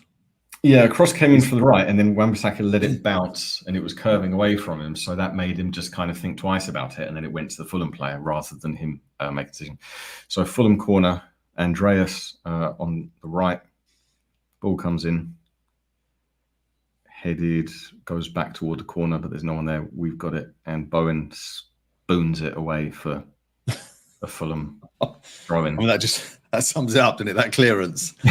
Sunday league, that was. Yeah. Sunday. Yeah, I mean, that is the kind of thing that if any of us did that, you'd be pretty embarrassed. Yeah. An absolute spooner. Fulham throw-in near the halfway line. And it goes backwards. Pass it around defence a bit. Not some Mavropanos' pony. I don't think has he had the opportunity to do anything. I mean, I agree with you, Jules. I'm not disputing it. I'm not a fan of him, but I don't think he's been the weakest one in the back today. Yeah, Ross, Mac, Fulkirk had some injury that was a bit weird. Metatarsal injury, isn't it, I think? Yes, suddenly it was like, oh, ligament, is it like 3 months? Then it was like, oh no, it just hurts a little bit, so one game. I don't really know. Hate the Spuds. Antonio needs to get into this game or sub him. 100%. He's yeah. I would rather see Ings than Antonio these days. There's just no point putting him on. Even in this game, I mean, that like absurdly that makes sense because in this game it's so scrappy. Ings is actually okay at taking the ball and doing something with it in a tight space. He doesn't have any, obviously, they're two different players, but we're not doing anything for Antonio to run onto, so you don't need his pace or strength. If you don't have that, then why bother? Is there anyone in the comments rather Ings than Antonio? Who would you prefer? Or and you have to only pick those two. Yeah. Since when did Soucek become a forward? He become a forward when Antonio can't be bothered to run forward and just sort of stand still and everybody runs around him. So unfortunately, that's when he's a forward. Yeah, we're looking at Somerville, Soler, Todibo sat on the bench. All three have their arms crossed, which you don't really have to be a body language expert to read into that when they're watching this just pinball. Fulham are attacking around our box. They've got it centrally. Shots not coming in yet. They're trying to pass it through, but they're not doing it very well. Bobbles out to their player again, goes back to the left wing. Terrible quality of football. Cross comes in. We haven't got a right back on at the moment. That was disturbingly close. Yeah, everything is coming from Wan-Bissaka. Wan-Bissaka hasn't stopped anything coming in. Probably 5 crosses have come in from that left-hand side. He's not near anything at the moment. I don't know what he's doing. Yeah, Emerson's not really good at that either. So I think they've probably realised this needs to happen because Emerson's not really good at dealing with crosses. Traore, who fortunately for us is not good at heading it, gets there first, but then misses. He should have scored that. Like 6 yards header. Yeah, should have scored that. Another let off. Yeah, we're coming up to the kind of get a hold of it phase. Fulham put the ball through, looked offside to me. Not given yet because they never do. So ball comes in and Fulham score. Great. Jimenez. The only chance it's coming. That's just ridiculous. That's been coming for 10, 15 minutes in one-way traffic. Yeah, I don't know. I mean, I don't know if Wan-Bissaka has been told to stay narrow. That come from that side again, isn't it? So, and they've only got one striker, and we've got 2 central defenders. So, by the law of basic numbers, they're replaying it now. As well. No, we said it wasn't even slight. No, it wasn't offside.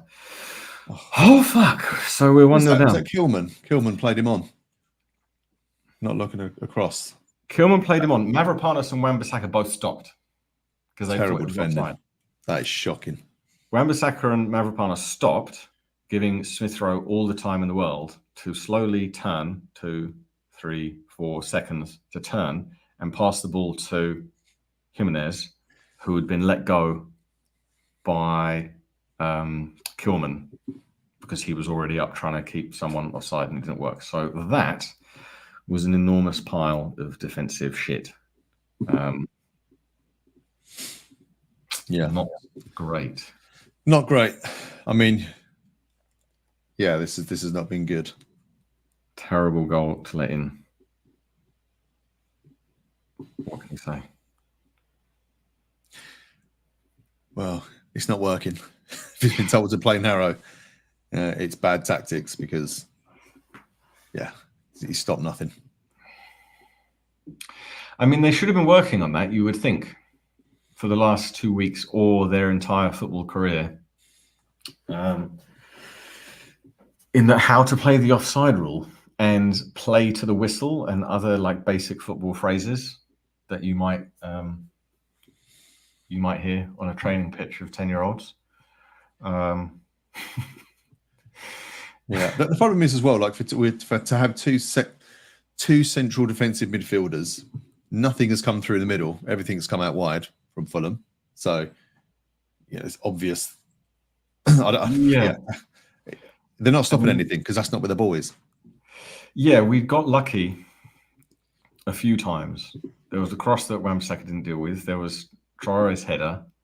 And then, yeah, they just, like, Wan-Bissaka, who is, like, almost like our saving grace signing, in that we if we want someone to just pile praise on, we're just saying, oh, but at least Wan-Bissaka's good. So that gives us something to grab hold of. And then he just stopped for a couple of seconds because he thought that was going to be given offside. Yeah, deserved lead. And it is a deserved lead. We can't have any complaints with being 1-0 down at the moment. So I don't know, as Robert says there, what they'll be doing in training, because I still can't see the tactics yet. And I know I said it's going to take 10 games, but I still really can't see even what the basic tactics are here. And that's pretty obvious that something's going to come in wide and score, because it's been happening for first 25 minutes. Yeah, Fulham attack again down the same side, their left, our right. And it's right by the corner. And the ref blew for something. Oh, it was offside. Okay. Could have done that earlier. Free kick. Great. I mean, for the last bit of the game, Antonio's been on the right wing. So that would at least get him doing simple jobs of running up and down the right wing on a continual basis, because in the middle of the pitch, he's doing absolutely nothing. Areola goes long again with the free kick. When has he done anything? Useless. Okay, Alvarez gets the ball, passes it out on the right to Bowen. Doesn't have much support, but he dribbles it forwards a bit, drives in a little bit. A couple of players around him, shoots, no, blocked. At least that was a positive run, though. Took out 2 defenders. It's just panicking. It's like a hot potato, the football at the moment. Yeah, that's the slightly concerning thing. It's like, yeah, we want to move it quick, but we want to move it quick with quality. This is just panic. Like it's under 14s football when a player runs at you and you just have to get rid of it. It's kind of like that at the moment. Yeah, I mean, it's not like the most pleasing game plan in the world. To just have we been duped by the Lopetegui project? Oh, it's early. It's early. Come on, let's try and be a bit positive. Yeah, 2026 is still happening. Come on, he's only had 3 years. We might turn the corner. I do like this comment. Evil, but yeah. Again, he's been off the ball. I mean, has been off the ball for ages, but it's just sort of like, Iwobi's going to score next. Yeah, if that happens, I'm gonna write a stern letter to Lopetegui. I mean, Fulham must be pretty happy at this point, because we don't have a clear game plan, and when they get possession, I think they're keeping it a bit better. Mm. Although we did just win the ball back through Alvarez, so at least he's showing a bit of fight. He's actually been trying to get the ball. When he's had it, like a couple of minutes ago, there weren't a lot of options for him. I'm just going to hold on to the fact that Fulham actually is still not that good individually. So if we can like drastically rescue, I think you said your prediction was they score first. Yeah, that's it. Keep the faith. faith. There we go. Yeah, it's all going to plan. I'm not worried. Dean's worried. Dean is worried. Yeah, do you know, I was thinking this earlier as well, Dean, on that point where you're saying the fans won't put up with much more of this. Is playing at home versus playing away the advantage that it used to be? Like, because there's so much negativity even now at the early start. Like if you're at home and there's, I mean, it's like it in this chat against Souček. So if there's loads of people against the players, does that put more pressure on? So we should, could we play better away at home? Play it away than at home? I mean, we're not. Yeah, I mean, the pressure with what we've got in our squad, there'll always be correctly pressure on. I mean, we've had possession for the last 30 seconds plus, so that's something. So we've got possession now in defence. It's up to the players to actually do something now. Kilman passes it forward to Kudus, and he gets a foul. Bit of a weak foul, but we got it anyway. We'll take that. Mancunian Hammer says, fully deserved. We've got a great squad, but an awful manager in the dugout. Seeing Todibo, Somerville, Paqueta, and Sola sat on the bench is a slap in the face. I mean, when you put those four names there, you must think, actually, that's got creativity in it. I don't know why Todibo's not starting. It's still weird because he wanted them. That's the thing. Kudus takes it up the left wing very nicely, grooves it toward the box. Cross comes in too long. Bowen's on the right. Kind of tries to cross it in, but it doesn't come to anything. And we get it on the halfway line now. Should have played that back there. Yeah, it's a bit weird. Alvarez dinks it out nicely to Kudus on the left wing. Kudus has a look, pumps the ball in. Terrible cross goes to Bowen all the way on the right. He crosses it in, hits the defender, and we get throw in.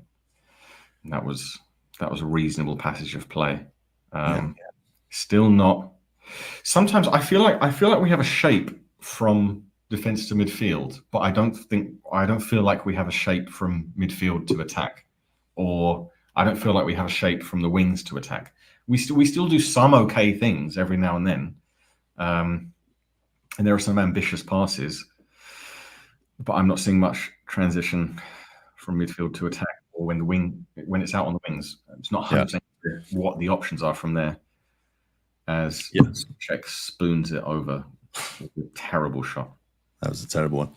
Yeah, and I think this is part of it. Alvarez, Rodriguez, Souček. There's no creativity there whatsoever. So I totally agree with that, Sam. They're not going to get that. Those three are not going to get hold of a midfield and drive anything forward. They're just not going to do it. I think it's you can cope with maybe one of those players with a couple of creative midfielders, but to have all three just seems weird to me. I mean, I think that it's just made weirder by the attacking three. Like, again, like if that's your team and you've set up that this is what we've got as a whole thing, it almost makes more sense than having a static three midfield and then runners of Bowen, Kudus and kind of Antonio. I think that's why there's no connection between them. It's like they don't know each other. Yeah. Weird thing. Fulham attack. Lovely tackle from Alvarez. Souček gets it. I think he's fouled. Or was that Rodriguez? And we have a free kick. That was Rodriguez. There's a few niggly fouls coming at this game now, aren't there? Free kick's not taken yet. I'm just waiting to see now. It looks like it's going to be a long one for a defender. Yeah, Shane's asking, are they all playing bad? What were your thoughts? Anyone playing good from us? I mean, Alvarez is having a good game. He's made a lot of just interceptions, and he looks confident. He's making himself available. Rodriguez is okay. I mean, Kilman's been good on the ball, but then gave him a goal. Yeah, and then didn't track back. It's just the goal comes under that unforgivable category. If Mavropanos and Wan-Bissaka basically just stop running because they think it's going to be offside. And Fulham get a free kick about 35 yards from goal. I don't know the answer to this question. I don't know. I find that strange. I find it strange because, again, he's one of the new ones. And Mavropanos is not like anything other than very average. To like the third goal against City, which was the third, but again unforgivable, just to dash out into midfield for no good reason at all. So Andreas lines it up. Ryan saying Tony Gale for manager. I'm assuming he's commentating. Obviously, we can't hear the commentary, but obviously playing for both of them. Yeah, I like him as a commentator. Actually, it's good. Yeah. If you're feeling you need some excitement in the game, remember. I don't know if you can buy a match bingo card now, so I might be talking nonsense. Well, those that have got their match bingo cards, how are you getting on? How are you getting on? Anyone close? Yeah, anyone with a match bingo card, 35 minutes in, I'd expect you get 2 to 3-ish of the row of 5. So at least you might actually win something out of this game, even if it looks like West Ham are very much not going to get anything as it stands now. Free kick still hasn't come in, and it's being taken now. It's a shot, and it's over. It's one of those things in football. If there's a list of things in football that don't make sense, it's that free kick takers these days are so bad. The last direct free kick that comes to mind was Alexander-Arnold for Liverpool against Fulham, which was quite some time ago now. And players always line it up, and they do the breathing out puff of the cheeks thing, which I don't really get because that just doesn't make sense in a number of ways. And then they just spoon it over the bar. Fulham attack, ball comes in, cleared. More aggressive. It's winning all the 50-50s Fulham at the moment. Iwobi passes it out to their left wing. Ball comes in, but it's deflected, headed away by Mavropanos. They're winning a lot of second ball, and it's annoying. And they win a free kick, which was a bit unfair because Iwobi basically lent in. Basically lent in to Bowen and fell over and said, "Oh, that's a." We'll be struggle not to go in 2 down before half time. It seemed in that way. It's definitely against us. Yes. The only thing is that I think the players need to get annoyed at this point. Someone, I mean, Bowen looks quite annoyed and he looks quite vocal, which is good, but someone needs to shout at someone. This is not a time to get in the dressing room and make friends with anyone. Time's 37.5 minutes, by the way, if anyone wanting to know. Looks like it's going to be another shot. Another direct shot. He does the whole posing thing and the big breathing thing and the shoulders thing. You're just taking a free kick. Don't need to if you put too much emotion into it, then your body's going to be all tight and over the top in the first place. It's just a free kick. Referee overdoes the whole glamour of it. Still hasn't been taken. He's dragging this out. And it's the wall. I mean, he'll probably score one, but yeah, one has been over the bar by a bit. One has been into the wall. And apparently he's the best free kick taker of Fulham Football Club. Just runs up the right, but takes it past one very well, dropped into the middle, looks to take it past another one, but now he's surrounded by 3, passes it back. Right, if we can just pass it around a bit. Rodriguez does pass it over nicely to Kilman, who spreads it to Emerson on the left. And Kudus on the left. Oh, that's Antonio's now gone all the way over. And it's not a good cross. Oh. We've still got possession. Let's play good football for a while. I'd love to see Antonio's pass. That's a foul. We won a foul from the ref. Hooray. Bowen gets fouled and the ref gives us something. And to be honest, that was not the clearest foul in the world. So I think the ref did some evening up of that. So if I had to guess, we're going to launch it into the box. Call me crazy. Yeah, I can't see this going down the wing. So yeah, free kick prediction. Ball goes. My prediction is that it will just fall to Souček and he'll spoon it over. Let's see if that occurs. I mean, it's quite central, this free kick anyway, so I don't really know. I mean, I don't know why, but I don't know a lot of things. So anyway, Emerson's going to do something with it at a weird angle that's quite central. Absolutely not right for a cross because you're not crossing it. Goes into the box. And Kudus spanks it far and wide. Oh, my dear. Our shooting's been awful. That is shocking. I mean, this is a good comment, actually. I'm not seeing it. I'm not seeing whoever M is, but the team has zero confidence. None of them look confident. I think some do. I think, like I say, for me, if there's a stand-up player, it's Alvarez. He's doing everything he should be doing in his position. Rodriguez hasn't been bad. Souček hasn't been bad. He's just been what he is. It's the biggest run-up I've ever seen. Oh, you can run up then, the keeper. It's just the choices of giving away possession when we just don't really need to. But I think more than anything, it's, and again, people were saying drop Paqueta. We can't pretend that a lot of people weren't saying that. I did not say it because... He's out of form. Yeah, but you still need someone to pass to, which what we don't have. I mean, that's asking a lot. You need someone who's going to go from the midfield to the attack. You can't just give it to the wingers and let them, it's not the late 90s where that's the job of the winger is to skin the fullback and get the cross in. Football. Marky boy, is he a striker anymore? I don't know. I mean, I know he's playing up top, but is he a striker? I think that's a bold comment. I don't know what he is. I'm not too against Antonio. I know a lot of people are. I just think he's not. I think he would have thrived decades ago. I don't quite know what he does. Like other teams don't have a player like him. If you think of the top 10, yeah.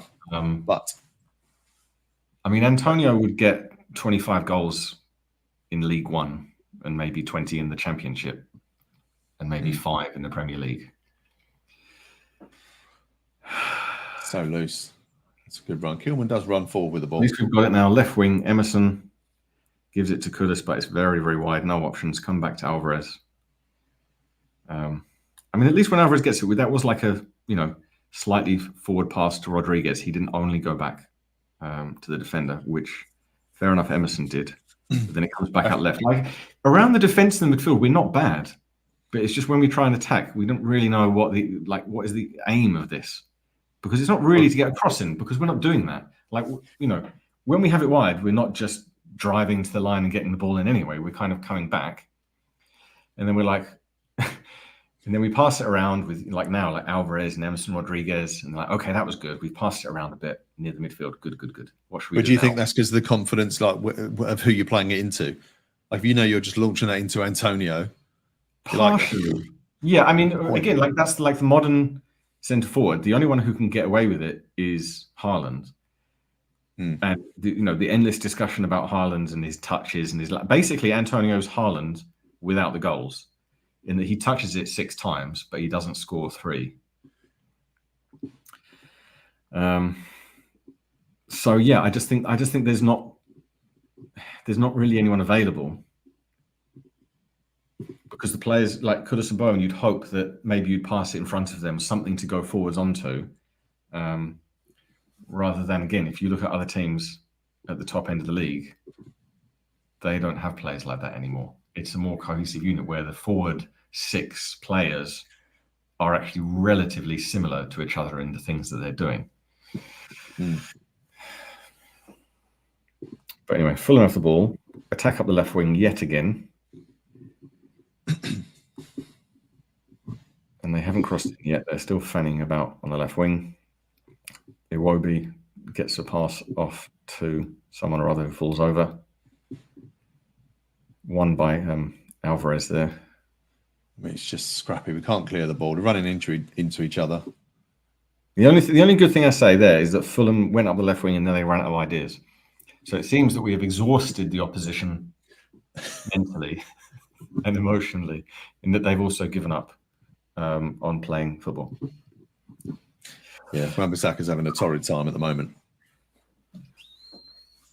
Yeah, I mean, he's had less to do.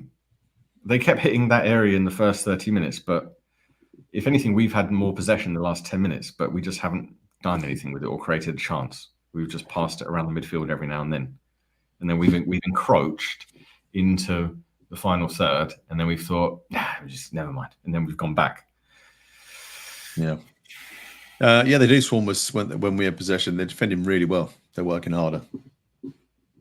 Yeah, I mean, it's just the goal was so stupid by three of our defenders, all just decided to be completely idiotic at the same time. Which the only good thing to say is that if it was 0-0 at this point, we'd say maybe this is the game plan, and then we bring on the better players at minute 55. So we're only one goal away from that reality. It has to be one up, though. That was a good touch. I mean, it'd be nice if we could cross the ball and it wasn't a very shit cross. That would be... Yeah. I mean, I will try and defend Bowen whenever I can, but his crossing has been bad. Kudus crossing bad. Wan-Bissaka's out of position again. With the ball in the box, but it's a terrible shot. And it goes deflected out for a Fulham throw-in. Wan-Bissaka's been caught out left, right, and centre. I like Wan-Bissaka. I'm not shitting on him. I think he's very good going forward, but they've found a way to absolutely expose him in this one. Jogging back. Yeah, it's not amazing. Yeah, it's currently 46 and it's +2, so there's going to be 50 seconds of this shit left. As it's right over by the corner, and Fulham gets a corner or throw-in, can't tell. A corner. Okay, a great way to end a great first half. 1-0 down against a shocking goal. And no shots on target.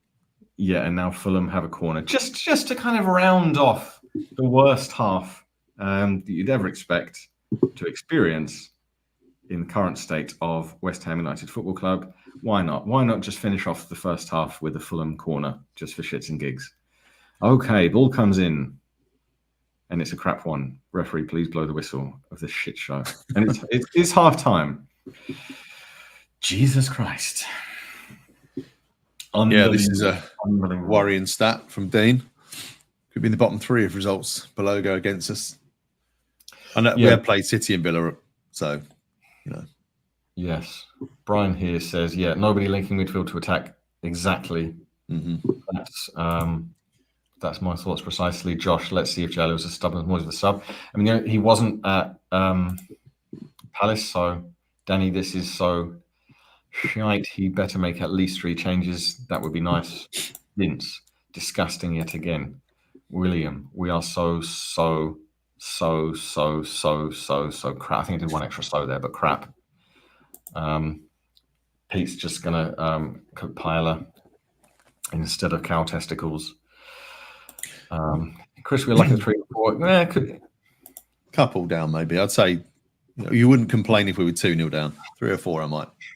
Hammeroli were playing with 9 men, kind of. Depending on how much is he being paid, can we get in someone else? Amsterdam's so poor. He's going to open himself a cold one. Presumably he means a beer, not like... No, I have an image of like a freezer full of cadavers there, but maybe that's just because Chris does not want Paqueta. I'd have Paqueta on the pitch. Connor says horrific. Paul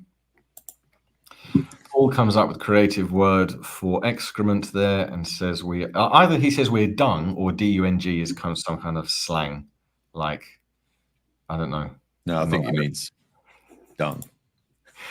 Another Nick is falling asleep, which 3:50. You don't want to fall asleep now. It's too late to have an afternoon nap. You'll never get to bed. Plays Kudus out of possession. Suchek immobile. We're starting. This manager's a big problem. Is it? I mean, are we being a bit too harsh on Lopetegui here? I mean, these players have played together. They're professional footballers. I'm not seeing any of them really pull it out of the bag. I'm not seeing the effort that Fulham have. So yes, I'm clinging on. Weird. Yeah, I'm just clinging on to the patches. There have been patches of play, but we just attack. We basically don't attack. It's like it's a training game, and we're told, like, you know, the job of this team is to keep midfield possession, but don't cross. Because every time we cross, we're just doing it in a stupid way, in that we cross when their defender's right there. So we just hit it into their defender. Andrew Moyes is in a zip-up Lopetegui suit. Certain of it. Steve, get Antonio and Souček off. I'd have Antonio off. I'd leave Souček on because I don't know how we're going to try and play. DC, we've been sold a lemon. Yeah. Someone has said that will Moyes be back a third time? Bring Moyes back in to save Lopetegui, save after a relegation. God forbid, no. Shane, I don't know if he's actually changing a shitty baby nappy and he says it's more interesting, or he's guessing or surmising, or does he go, you know, what's happening there, Shane? Is that happening? Dan Demen, no. I think we can all see the problem. We've got no one to carry the ball in the middle of the park. Yes. Paqueta also there. That's the funny thing. Like, the funny thing is, at this time in a football game, there's always bring on that one from the bench. We have two. We have two actual human beings whose speciality is receiving and releasing the ball in a clever, creative way from midfield to attack, create chances, through balls, dare I say a shot, something a bit unexpected. It's the only way he's got like 5 minutes to save his job 5 games in at this point by making a substitution. Yeah, Soham could have 10 times better at right wing. Brad can't see what the tactics are. Mike, we always play better in the second half. Nick, if you can only take off one, Antonio or Souček, who are you taking off? Antonio, absolutely, because Souček, he could still pop up with a goal. I don't see any value, and I'm not. A lot of people against Antonio. I'm not, but what's he doing? What value is he providing to us at this point in time? Is he coming? He's not coming to collect it. He's not offering himself. Some of the balls have been over him, but he's not taking it down. He's not positioning himself for the long ball. And so then what's he going to do? Again, he's not like it's Strike of 20 years ago where he just sits up top and waits for the ball. He's not offering us anything whatsoever. So, I mean, I said 2. We've got like the 3. Like, Somerville's obvious, and with Somerville, I don't think it's a case of fans clamoring for the new young player, because he's been bought not as someone to develop, but he's been bought as someone who's at least proven himself at a set number of things to happen. One of them is getting crosses in, and the other one is getting shots on target. So who'd your front 4 be? I mean, I would, like, obviously, if there was one, it would be Antonio off his first, Souček his second off, and Souček hasn't done anything wrong, but he just does what he does. So the only reason not to take both of them off at half time is if you think there might be 5 to 10 minutes of injury time and you want to put players on at 50, 55 minutes to give them a certain aspect of freshness or something. But yeah, I mean, I put Paqueta on, and if there's some fitness thing with him, then Soler and Somerville. I haven't even seen Soler, but it's the kind of thing where you don't need to just like.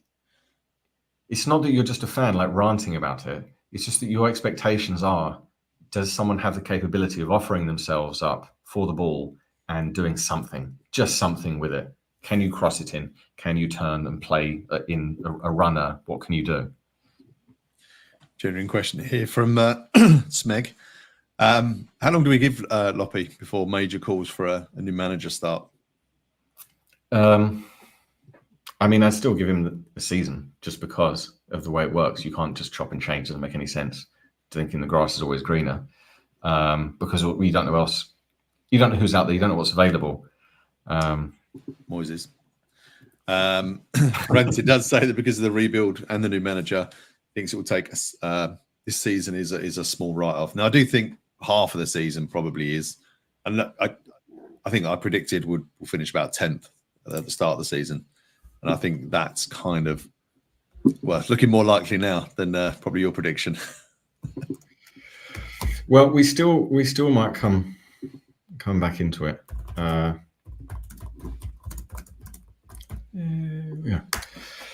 Sullivan's on the phone to Taggart right now.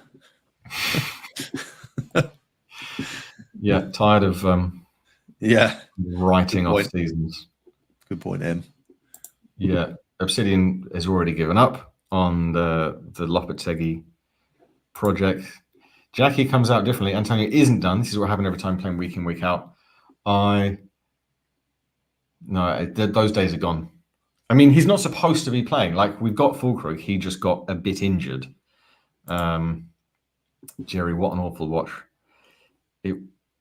I'm just clutching at straws. It was okay in places. It was in places. John, what does he see in Antonio? I really don't know. You might want to follow Hammers Chetnik on Instagram.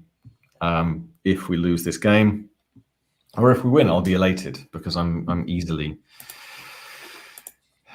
misled. Why is it taking so long to coach realize we're missing working midfield? I don't know. You'd think that this would be proof to him.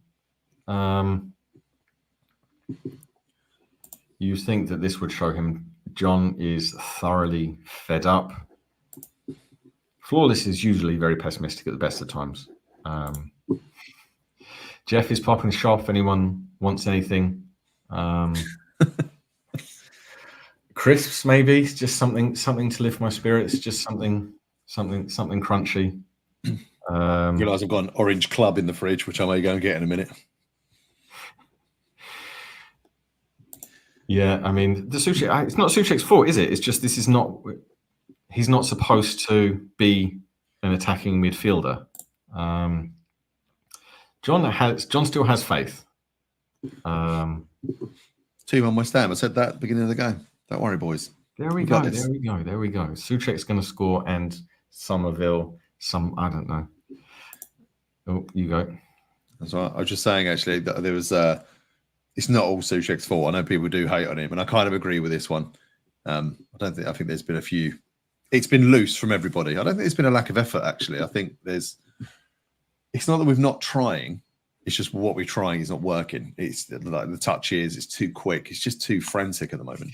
If anything, I feel like he's trying to be too clever. Like when you watch him, he's clearly someone who has a lot of confidence or ego or arrogance, which is okay. He's a manager, fair enough. I just think maybe Lopetegui got a bit too full of himself and just thought he's got this great game plan and it kind of worked against Palace. So if he does it, he looks very clever by doing something a bit unexpected or different or changing, because people always talk about, can managers change and this and that and game plans? I don't know. Maybe he just thinks he's got this very, very clever game plan, which the goal wasn't his fault. A lot of what we've done has been bad in the attacking sense.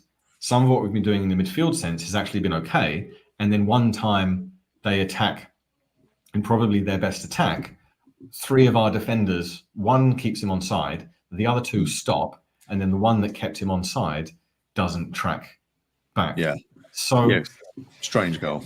I mean, that was just stupid. Like if it wasn't for that act of absolute monumental stupidity, we'd basically be exactly where we were at halftime at the Palace game, which we did get a bit of luck with that Eze shot that hit the crossbar that could have totally changed the game. So Mancunian Hammer, we've not seen how to play football. So that's what I think. I think Lopetegui's basically overdone it.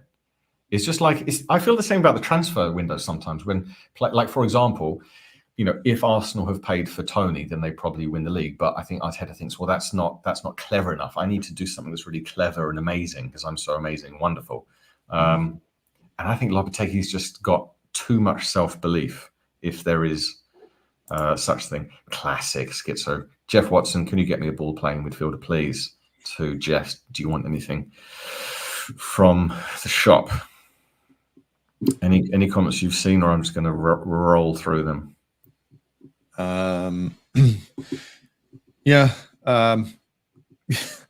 Yeah, I mean, he hasn't stayed anywhere too long. That's not a bad point, Hugh. That's true. He did fly through. Should have had a pen.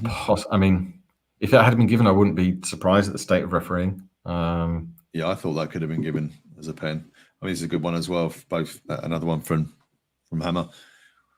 With the money we've spent, it's unacceptable. Director of football must be speaking to the first team coach and let him know this won't be tolerated. I mean, that was kind of the problem last year, wasn't it?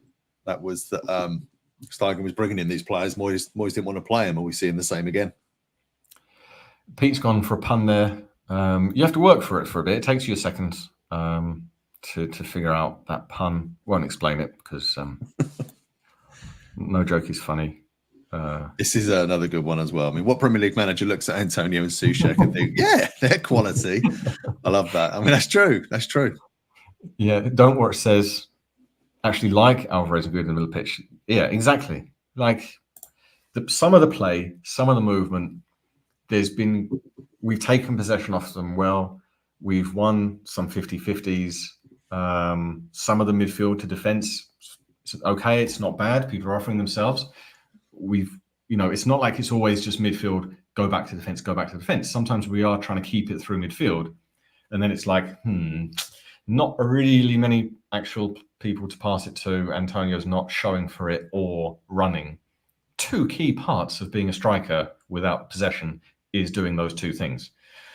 And he's not. So please, by the gods of mental whatever, brainwaves, if I can just send brainwaves to Lopetegui to substitute Michail Antonio at this point and bring on basically anyone. I would be happy with anyone. For a change. The stats just popped up on the screen that it was the possession was. I think I saw Somerville ready to come on. I listened to my visual radio, and I'm hearing that Somerville looks like he's ready, and Paqueta. Possession is 53%. There we go. 47% us. Come on, we're going to win the game. It's back on. This game is absolutely 100% back on. We're only a goal down. One goal is nothing, and not only that, but when we score the equaliser, that deflates Fulham. That gives us momentum. Somerville is being given over 45 minutes. And Paqueta. Football. It's going to happen. This is the day. Paqueta comes on. He's got his wrist wrapped up, which I think players sometimes do when they just don't really. Hang on, they both have. They both got left. There's obviously been some masturbation contests happening in the changing room or something because they both got heavily strapped up left wrists. Must be Keith Lemon. Weird. I don't get it.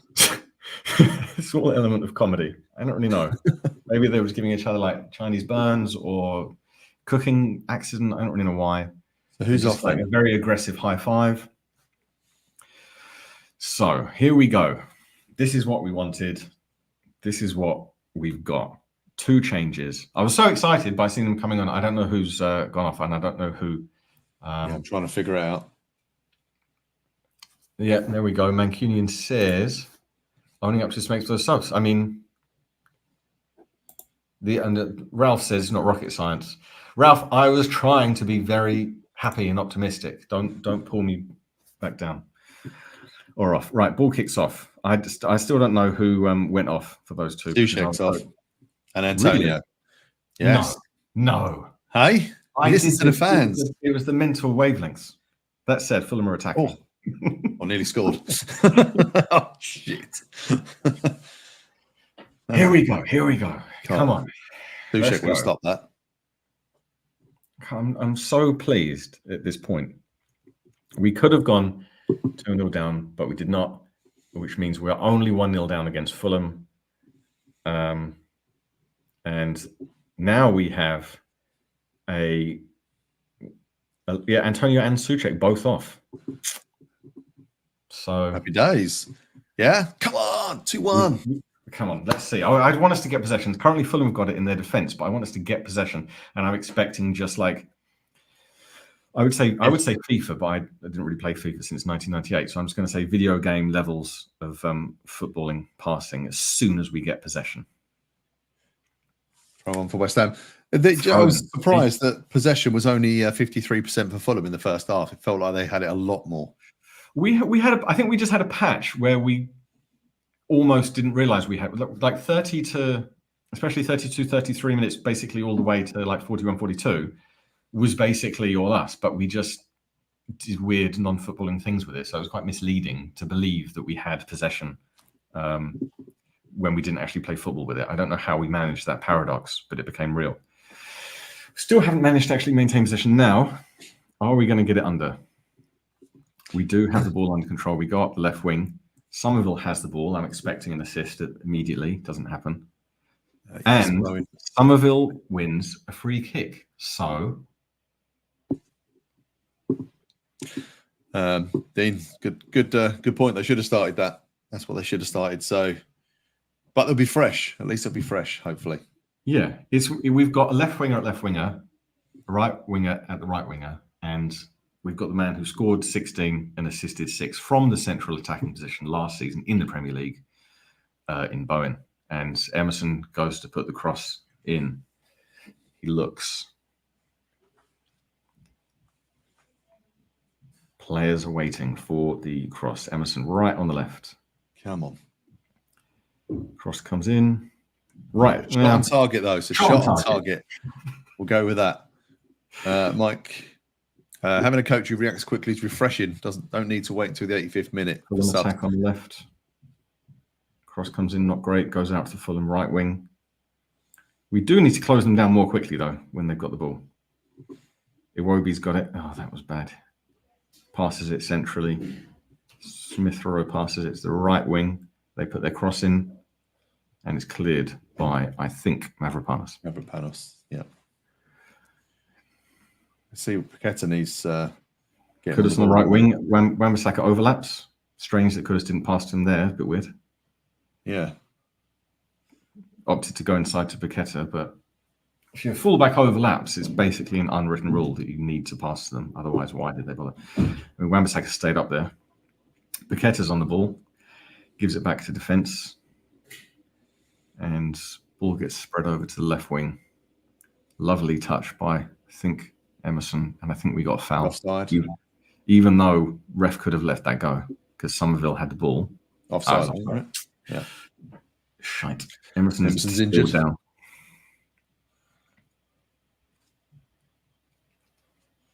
Missed the tackle. Was it a bad one?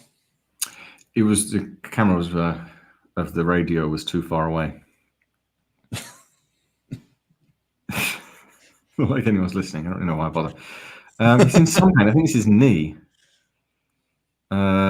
Just seeing what it was. It looks like just a clash. It wasn't like he was upright. Yeah, I think it was just knee to knee. It was probably just a bit of pain. M. Yeah, that's what I was going to look at, though. It's a bit more lively. It's a bit more lively. I haven't looked at other scores because I was so annoyed at the first half.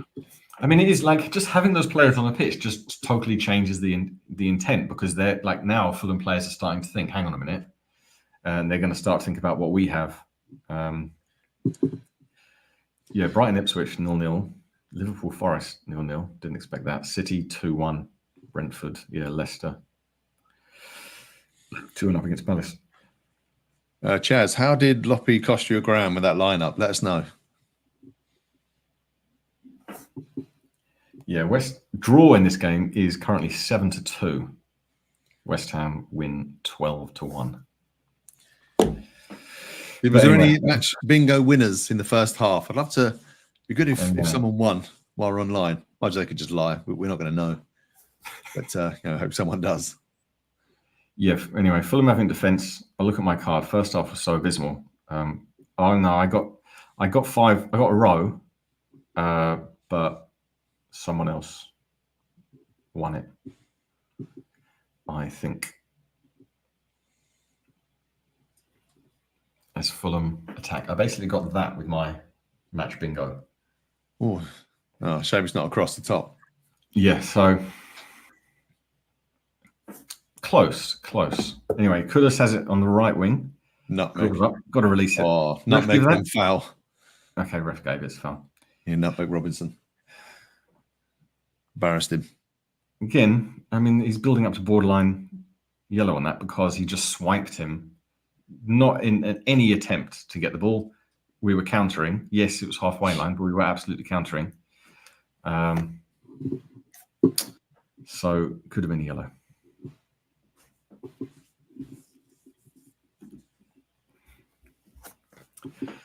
And apparently we just passed it back into defence with that. Mavropanos taking some risk, manages to actually pass back to Areola, who pumps it up to the halfway line. And they have it in defence. What was that? I don't know what he's given there. I just think, I know we're going down, but if anything, we need to be just a bit patient, not just every time we get it, hurl ourselves forward. If it's like last 15 and you're a goal down, fair enough. But I would like to see a bit of build-up play.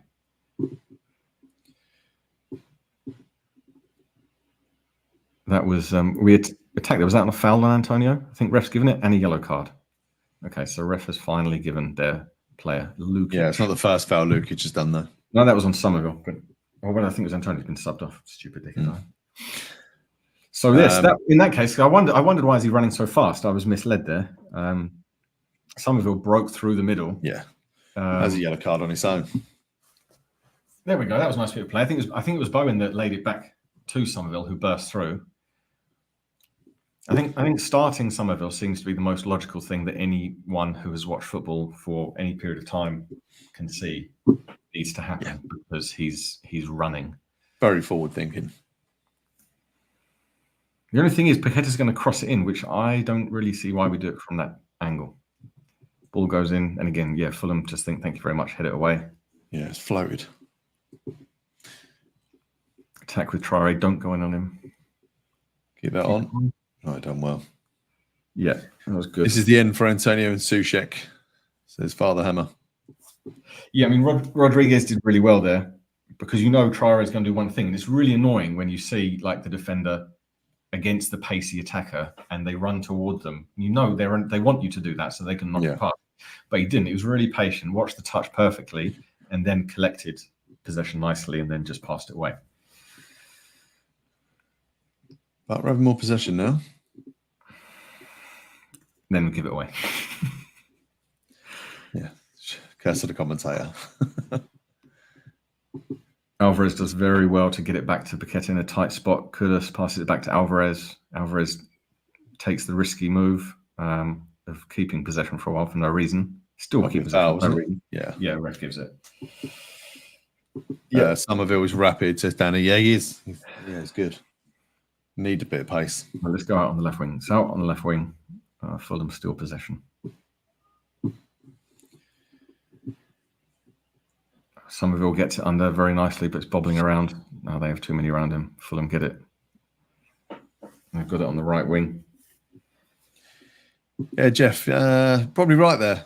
Something we'll speak to Gonzo and Gio about, but I know they've tried putting clocks and timers on, and there is a bit of software that does it, but it's very expensive and they're too tight. So, hey, don't shoot us. We're just the minions around here. Yeah, it's fine. Charlie will be back in 5 minutes anyway. He's just wallpapering my downstairs toilet. Wan-Bissaka wins a free kick right by our goal, so nothing too exciting. And Areola looks to punt it upfield. It's just being 1-0 down, we're just in that point where some of the possession we have is okay, but we obviously want to attack, and then when we do, is Emerson got to come off, hasn't he? Rushing it a bit. No, I don't think so. Emerson looks injured. He was just down a second ago, nowhere near him. Yeah, we were trying to pass it out there. We didn't. Yeah, he's gone down. Yeah, he's down. Okay, that's not. No, he's good. off. Soufal's coming on, so that means Wan-Bissaka over to the other side. Yeah, I mean, Wan-Bissaka hasn't covered himself in glory on the right, particularly this game. So what's he going to do on the wrong side?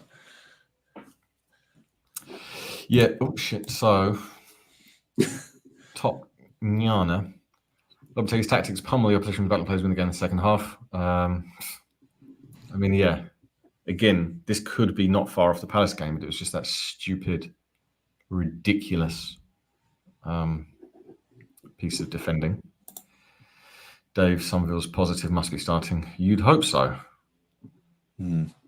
Emerson is shaking his head quite a lot, so he knows it's hopefully it's not too bad. Pieces when he scored in the next 10 minutes. I see what you're saying. Yeah. Can you get a scoreboard behind you? We can please, just, Nick. I know what we can just do this. Hang on. If I just do that for the entire thing, or like kind of like a boxing girl that between rounds, if I just hold up a board and with the score on and prance around in a sparkly bikini, if enough people are interested in that.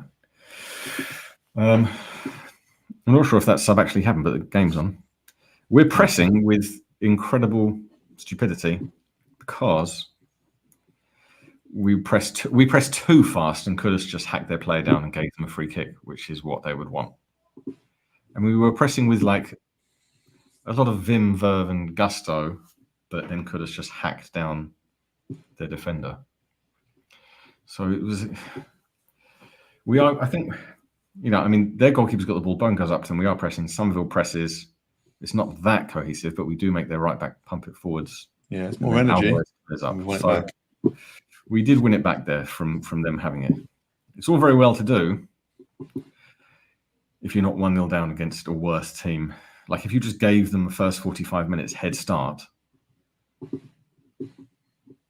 Wan-Bissaka gets it on the left and wins a free kick. And that is a free kick position. The only problem is that we don't really have players who are going to launch their heads at it. There you go, Nick. No, we can't win. But here's that. What about that? Get a projector. Project it. Project the time onto your forehead. Is there a projector big enough? That's the question. That is the question. Anyway, Paqueta, talking of projectors, looks to cross it in. I have high hopes. Ball goes in. Too far. Wasn't the worst cross in the world, but it wasn't at pace. It wasn't fully lofted. Referee's given them a free kick anyway, as usually happens, because he says there was holding in there, as referees love to do. Oh, North East disappeared. It's just me. And another one, having score showing is a great shout. I mean, I could just write it down. Let's see. If I find a piece of paper and a pen, which I don't usually have much of at this point in time. It's an old photo there. It's me and my wife on the beach. That's in a drawer. Anyway, we attack up the right wing. Ball goes in. Bowen. Shot right at the keeper. Oh, you're back. Did you fall off your chair? Oh, I was trying to put a score banner on, and I pressed the button. Bowen had a good chance, hit it straight at the keeper. Should have done better. But we are actually attacking. And the Fulham player twats it out for a throw-in. I don't know why he did that. Didn't need to.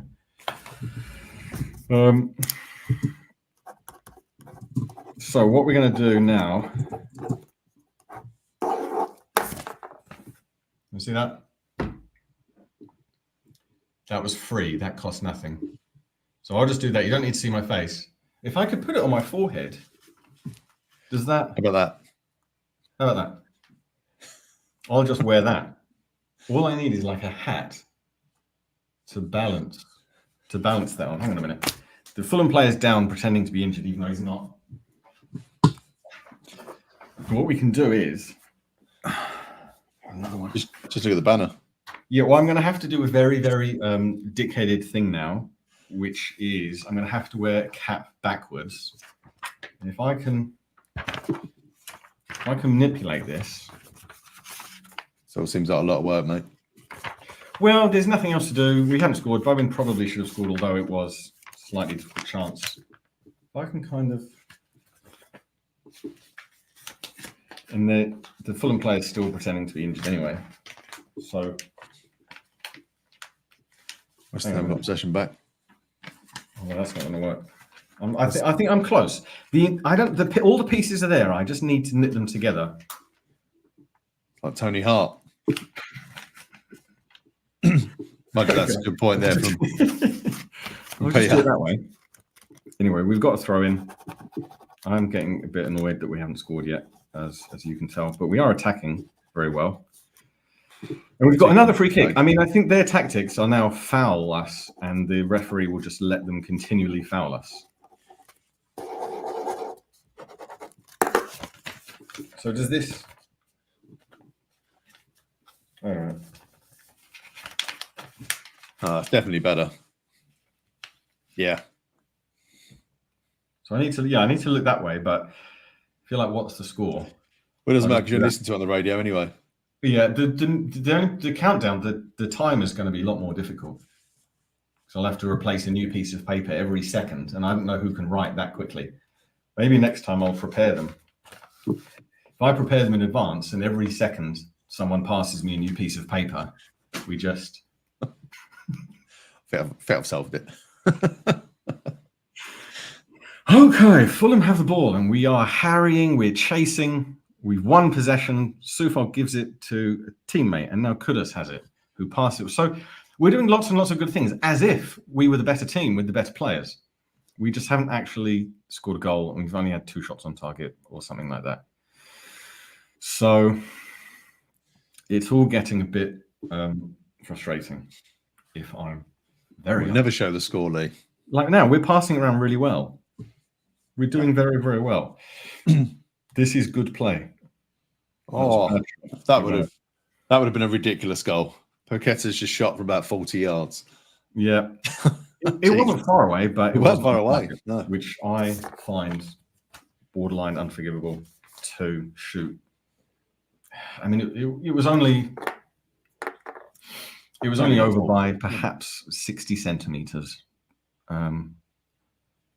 Or slightly less than a yard, but keeper would have had it. The keeper was all over it though. Yeah, probably. I mean, it's fair, have a shot, fair enough, but still not ideal. 63 minutes. Oh, fucking hell. Sufal just gives them a throw-in through poor touch. Is it time? Bring on sell out. I think we're doing okay at the moment. I don't think we need to make any subs. No, the right players were on pitch. The right players are in the right position. Somerville, Bowen, Kudus with Paqueta behind, and Rodriguez and Alvarez having good games. It's all there now. Come on, Bowen. We just clattered surely. Kudus with the ball. No one there though. Oh, great cross across the face of goal. No one there. The left wing puts the ball in. No one there really. And it's a Fulham throw. Decent effort. We're not doing badly. If we weren't 1 down, I'd probably be very, very, very excited at this point. But that the goal against us was a gut punch of defensive stupidity. So I just feel annoyed that we are in this position where clearly our players are much better than theirs. And we've had the better second half. We've had the better 20 minutes by far. We've created chances. But because what are your thoughts from Rodriguez during this game? Yeah, I like Rodriguez very much. Dan can feel good things happening. Clayton not doing badly. Oops. Curtis never flops. Richard B just says you look excitable, which doesn't mean excited, it just means able to be excited. Very easily. Dean's been thinking about Traore's greased muscles. Not really random thought, just a very specific thought, Dean. And I think that you should go to bed thinking about that. When's the comeback coming? I don't know. Next 5 minutes. Reece Nelson's coming on, so obviously Reece Nelson's going to score against us because he wanted to come us, but we didn't want him. So that's going to happen. Ogiamata says Kurz to score soon. I mean, we're not far away. We're not far away. We are attacking with intent. No, we just need to make use of this, this spell we're having, don't we? We need to keep the intent and the purpose, but just calm down a bit, because We've got the right players, and we're passing around well. But then we're just rushing it a bit because of the situation we find ourselves in. I mean, Somerville is monumentally good at this point in time. He's been the best player of the second half. Somerville's done everything right. When Somerville gets it, he looks to do something. The ref gives them a free kick. And the Fulham player is on the ground holding his face. Never a free kick. Which, if you can imagine the pain that you would need to experience to hold your face and lie on the ground, would be intense pain. But the prediction is that he's going to recover in the next 10 seconds and be really quite okay. That's ridiculous. Dived. Yeah. And the referee absolutely bought it for no reason. Which everyone knows referees are bad, but with that particular thing, why are they so bad? With the player falling over and going, "Oh, my face!" Yeah, and then going, "Oh, his face seems to be hurt, so that's a foul." Surely that's a foul against Emerson, Kilman even didn't give it. All right, 67 minutes. Our players need to keep lifting their game. And Somerville and Kudus and Bowen are looking dangerous. They just need to, if they just can make consecutive correct decisions, we might actually score. Right now, Fulham have the ball anyway, and they're attacking, kind of, not with much, just passing around the right wing of it. They're going to get a crossing at some point, and they bugger it up, and it's our goal kick. Which, if anything, is more frustrating because that's what you'd expect them to do because their players are not as good as ours. Yeah. Thank you. Thank you, Dean. Dean is, I was going to ask him what body part of Traore he's thinking about now, but let's not go into that. So Fulham have in defence, but we're pressing and we win. I mean, we win the throw-in. We've had a very, very good 20 minutes. Yeah, it's been much better since the restart. We just need to actually get the ball to cross the line and slightly calm down in possession. The referee will give that. Their player, and he's given a yellow card. Their player didn't much. Their player Traore did not go down. He's maintained standing. Okay, he went down and immediately got back up, but I don't see how that is a yellow card. He didn't touch him. He did not touch him. If that's a yellow card, then the other one when Kudus was attacking and their player just swiped him, that should have been a yellow card. Same position on the pitch, same kind of tackle. Fulham attack here in the box, but it goes to Areola, who dribbles it away. Jeez. And then wins a goal kick, luckily, because I think he just kicked it against Reece Nelson, or Reece Nelson almost stole it but didn't. I will say Rodriguez hasn't set anyone alight at the moment for me. God, it was a bad touch from Areola. That could have gone anywhere. That could have been an own goal. Oh. Yeah, he got lucky there. Father Hammer says, so they're coming on now, but I think he might. Oh, no, wait. He is. He is. Okay, for Rodriguez, 24. hopefully. Yeah. 24.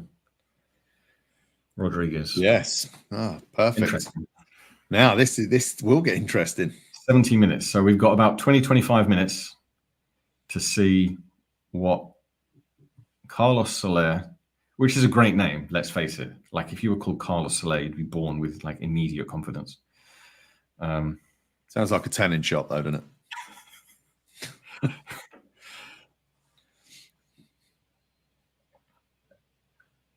Let's see what Soler can do then.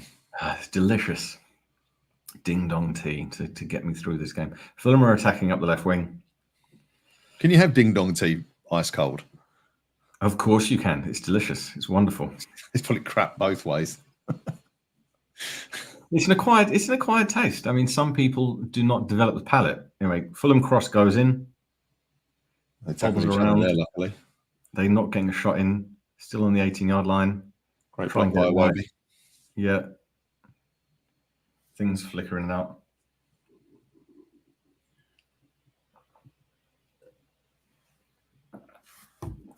I hope radio's frozen.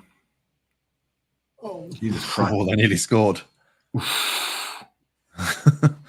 think we got a bit lucky there. Yeah. They had a block shot followed by a crap shot. I mean, we didn't do anything wrong. It was just football happened. Like even the block shot was blocked by their own player, wasn't it? Against their own. Smith Rowe nearly scored. Yeah, Smith Rowe twats it against him. Well, we got a bit lucky. 71 minutes. We keep saying that, Nick. Every week it seems we got a bit lucky. I'd like it to not get lucky. Fulham making some subs now.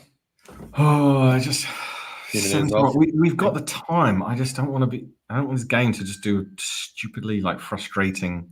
Oh, then we'll Smith Rowe off. Like just, I don't want this game to just go away from us. Fulham have taken off Raul Jimenez and Smith Rowe, so both their central attackers off.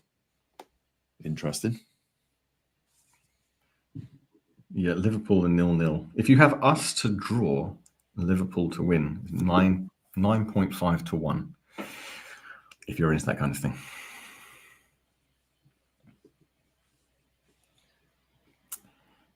Why not? That should keep the comments busy. Feel free, answers on a postcard, or even better, put them in the comments. Why is the total stake? Let me fix this. Okay. All right. Yeah. This is going to be just a painful 20 minutes. Yeah, it's AGC stuff. Kilman does a lovely bit of defensive work. Passes the ball forward, but probably offside. And indeed, like the Fulham player was holding his hand then. It was really strange the way he stopped him. No, we got a free kick somehow. I don't know how all that happened. Oh, maybe he gave it for Kilman because he was a bit pushed after he passed the ball away. Oh. Somerville's definitely the most dangerous player on the pitch at the moment. Like, it's just stupid. Like, it's just weird. I mean, it's fearless, isn't he? It makes it more frustrating, if anything. With the current scoreline, it's more frustrating that Somerville clearly is a very good left winger who does very good left wing things and runs and dribbles and takes people on and tries to pass to his teammates and offers himself for possession. And he does all of those things. Yellow card for Alvarez. Slightly inevitable. I mean, I'm sure you'd have to think Somerville was fit enough to play 85 minutes of this. Not a yellow card. Giving yellow cards out a bit easy, this ref. I stick with my half-time analysis, just bigging myself up by calling my words analysis. I stick with my thought that Lopetegui is trying to be too clever and trying to come up with this like really great away system and making changes and doing this and doing that rather than just starting with his best players, which Somerville clearly on this game alone is a starter because... Play on, ref. This ref's doing my nutting. You didn't need to stop it there. Stupidity. Idiot. Because Paqueta did play, he just played it, and the ref did that. No, you will take the ball back and do what I say. The thing is, he didn't even need to stop it before that. It was a foul, but then we had possession, so we just play on. Lovely ball by Alvarez out to the left wing. Wan-Bissaka comes forward with it. Too much. He didn't even need to do that. Wan-Bissaka didn't need to do a crossfield pass. Definitely his worst game for us. But everyone's allowed a bad one. Oh, fuck's sake. Oh, that's an interesting one. Liverpool 1-0 down at Forest. Jesus. Not good for us.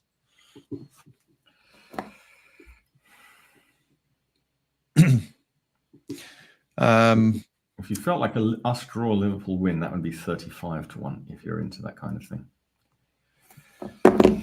Well, Paulinator. Crap first half. We're better in the second half. That's the best way to sum it up. But still, no goal. Bowen needs to get hold of it as well. He's not really had anything, but he can just score them scrappy ones, can't he? Make something out of nothing. With the still the better team by far. That's the only thing that's keeping me alive at this point. We're definitely making a game of it, but it is only Fulham. You know, we spent 100 odd million. So, I mean, it's not bad, but it's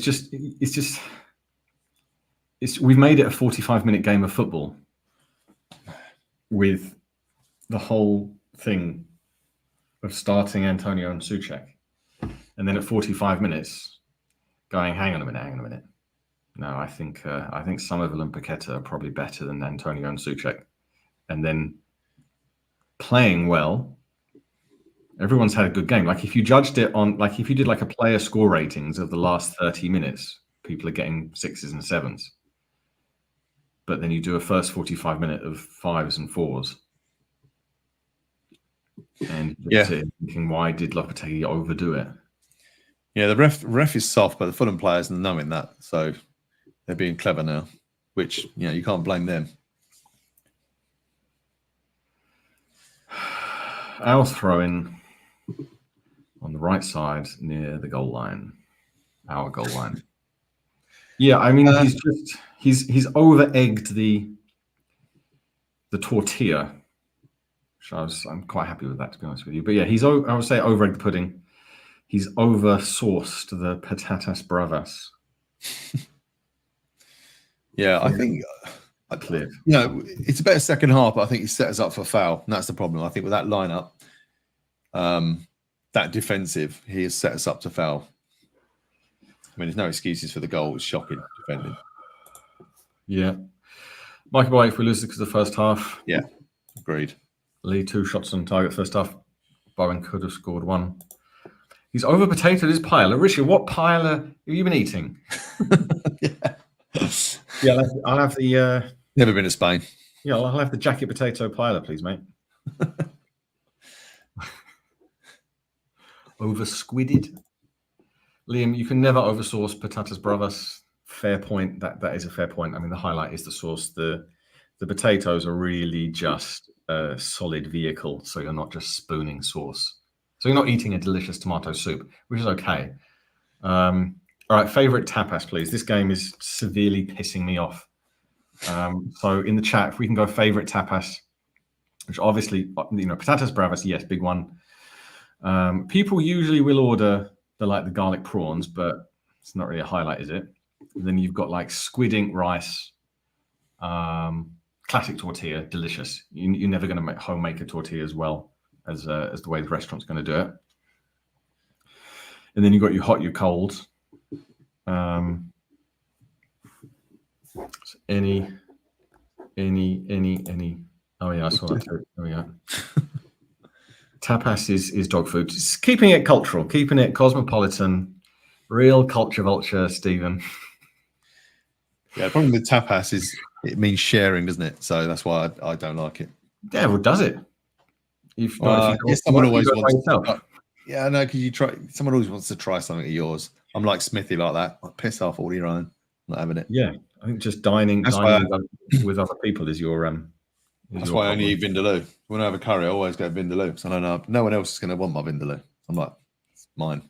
What paella is awful? What are you going on about, Richard?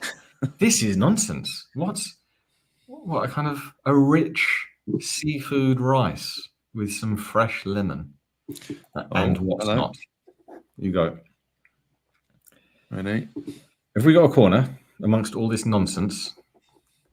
80 minutes, we've got a corner. Got a corner. This tortilla is full of ham. Hey? That deserves a little shout out there. Well done, Keith. All right, kudos. Fires one in. Oh, it's a powerful shot, but it's over and out for a goal kick. At least we're shooting now. You know, it's a bit more. It is. This game, yeah. I think if this game was 3 hours long, I think we'd be building into it nicely, and we'd hit a peak at about 2.5 hours, and we'd score. Well, unfortunately, Danny Ings is coming on to save the day, so he's off like Bowen. Looks like it's Alvarez. He's going for it. Lopetegui has cottoned on to the game of football, and he's figured out, you know how football this seems to work in the last 80 minutes. Lopetegui, why did you do this stupid thing. Well, to be fair, more. Oh, that's a yellow card. That's a definite yellow. Soler gets his first yellow card. Yeah, he did lunge into that. Very eager. To be fair, if this was Moyes, though, he would have brought off a midfielder for a defender. He's actually brought on an attacker. I've been busy. Chippy has just woken up. Some of the game. First half, we played Antonio and Souček, and it was incredibly stupid to do that because we were okay in midfield, but crap in attack because we had Antonio and Souček standing there. And then we let away the stupid nonsense shit goal of defensive just moronicness. And then Lopetegui was like, I know. I've got this special card up my sleeve, lads. I'll take off Antonio and Souček and put on Silva and Paqueta. And then we've been playing well and we've been the better team. But we've only had a couple of shots on target because we're 1-0 down. So we're rushing everything. That's going to got him now. Oh, bad cross. Lucky. But now, yeah, Danny Ings can save us all. The goalkeeper made one save. Very comfortable save. Technically two. Yeah, the Bowen chance, which is when you dropped off, that was the closest one. It was about 2 yards away from him. So that was the save he's had to make. Now Fulham attack. Fulham shoot from outside the box. You know, he was saying before the game kicked off, actually, there's not that many shots outside the box. There's been quite a lot in this game, to be fair. None have been on target. But there's not really been huge amounts inside the box apart from their goal. Yeah, I mean, oh God, like 10 minutes left. And we're just going to have to put ourselves through what can only be described as painful nonsense. Shit game from the start, says Michael. Again, there's been patches, but you know, we can't go through the season on patches.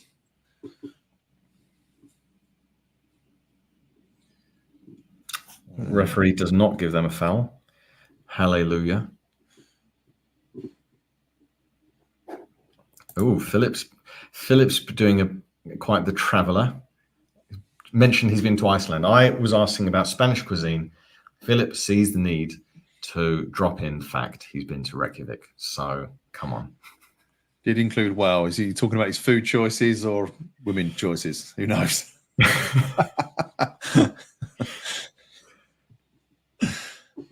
No point. He would look like coming into the game and scoring today. I don't know. I don't know. We've not been the better team, but I think we've been better. If we'd have started how we are now, It's been a much better game. We'd have given them a lot to think about defensively. If we'd have started Kudus on the right, Somerville on the left, then you know your outlet options could just become much easier. But we didn't do that. So now here we are, 85 almost minutes in, just thinking that this has been a missed opportunity to at least get a point. I say at the very least, because you can't get like half points. But Referee has been poor.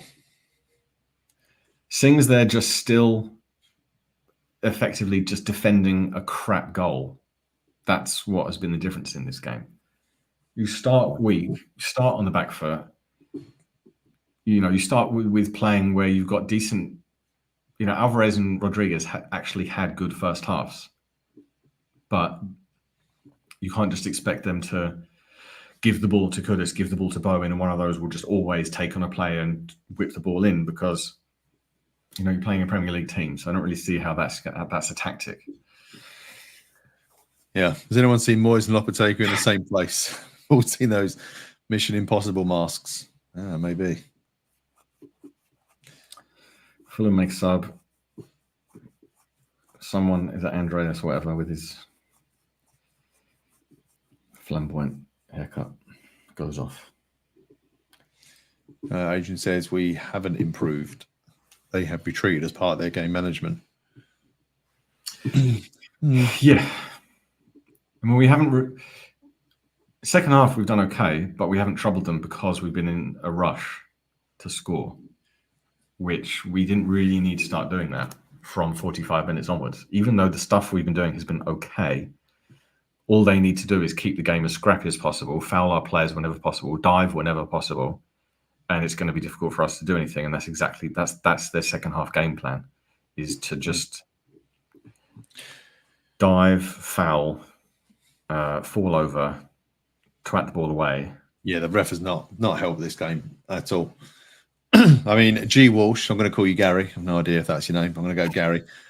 Says that these selections and subs critically lose the fans. Yeah, I think like the first half, definitely. I would have liked to seen this lineup, as you just said, Nick. Start this game would have been different.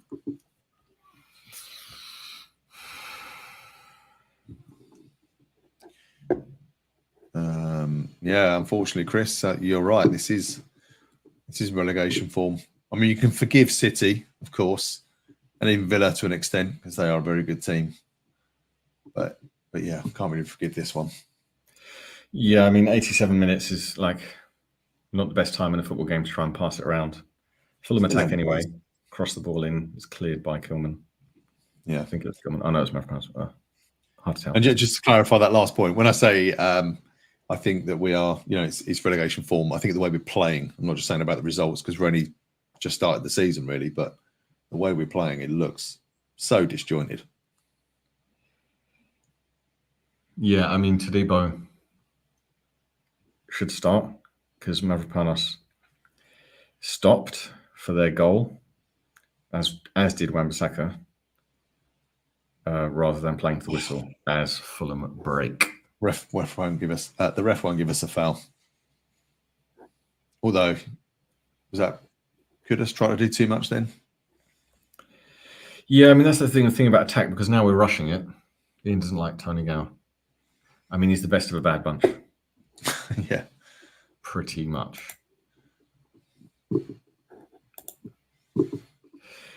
Yes, we can see the comment. I mean, YouTube comments is a bit funny. Sometimes they freeze and you just have to refresh. It's a YouTube thing. It just happens with some live streams.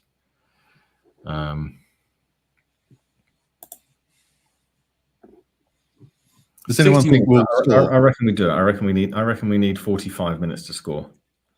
I can see this being 1-1. Nonsense.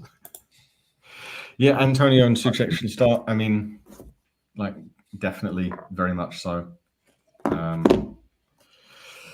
Just a crap starting lineup has cost us the game, because even though it wasn't their fault, Solo could go off, another foul. My radio's frozen at this point. Oh, I think the referee's lenient. Yeah, like the first half and being a goal down, it wasn't Antonio Souček's fault. That's like, it's just the manager just did a very weird thing that doesn't make sense. I mean, they're rolling around for everything. Just start with your best lineup. Trouble the opposition.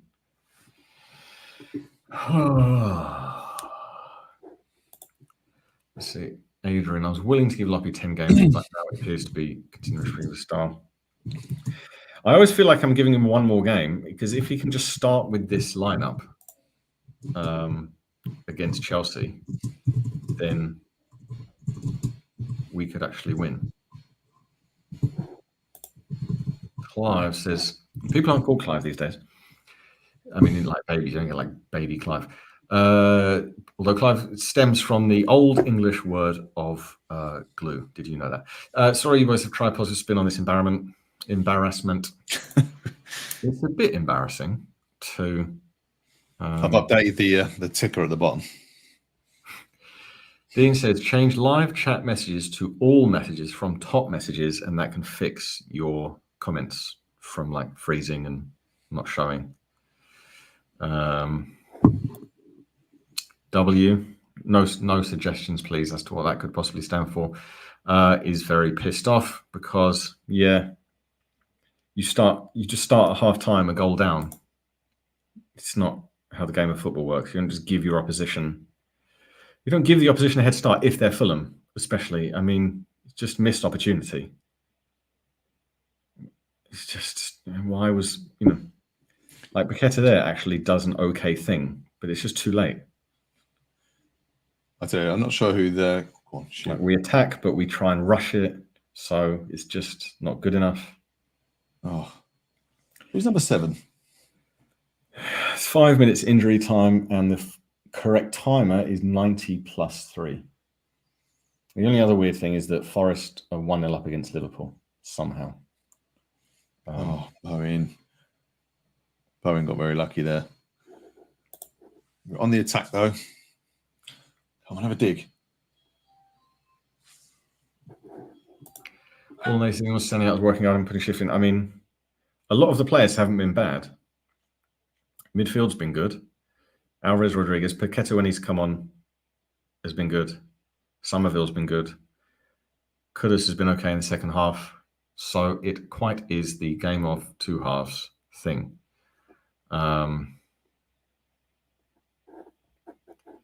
Soler's debut, I've basically just been annoyed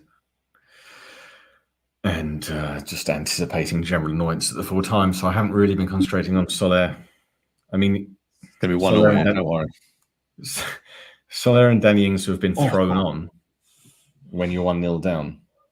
So that there's no, like, it hasn't, in the second half of things, we've been doing it okay, but it's just not a game of football anymore. It's just like this weird training thing of like, okay, guys, we'll start off. You've got 45 minutes to try and, like, you know, Fulham have got 45 minutes to effectively just keep it 1-0. Yeah. That's very much what they've been doing. And we've been just attacking. Mavropanos, header over the bar there. 2 minutes to go. 2 minutes left in this game. Technically 1 minute. Technically less than that. On the actual timer that I am looking at. I'm on 93.03 at the moment. What do we think about Soler's debut? All right.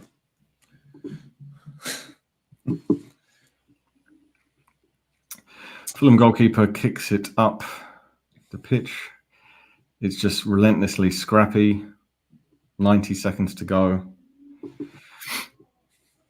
Yeah, that's a good point, Woody. It is a game of two halves, so they've just been more clinical. They've been more clinical, but I mean, that was such a soft goal. That was a terrible, just everybody switched off. Paqueta gets it out to Somerville. Going backwards, don't go backwards. Backtracks. Yeah. We win a throw-in. Lucky with that. Ball comes in, Bowen. Oh, yes! One. Yes! I told you one all. Granny Dings. Yay. Love that. All those 1-1 predictions. A lot of people had a 1-1 feeling.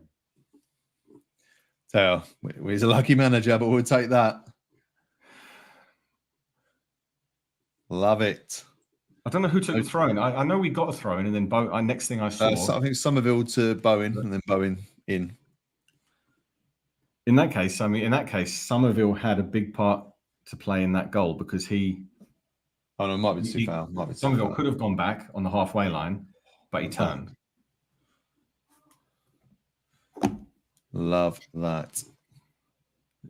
Let's all those people, I must admit, when Ings came on, all the comments were like, oh, he's crap. Smashes it. Bottom corner. John called it. There you go. Danny Ings has saved the day. My God. Lopetegui is a lucky manager at this point. We'll take that. Because he threw on Danny Ings. I don't think his game plan was sub Danny Ings on at the 89th minute and see what happens. You did, Woody. You did.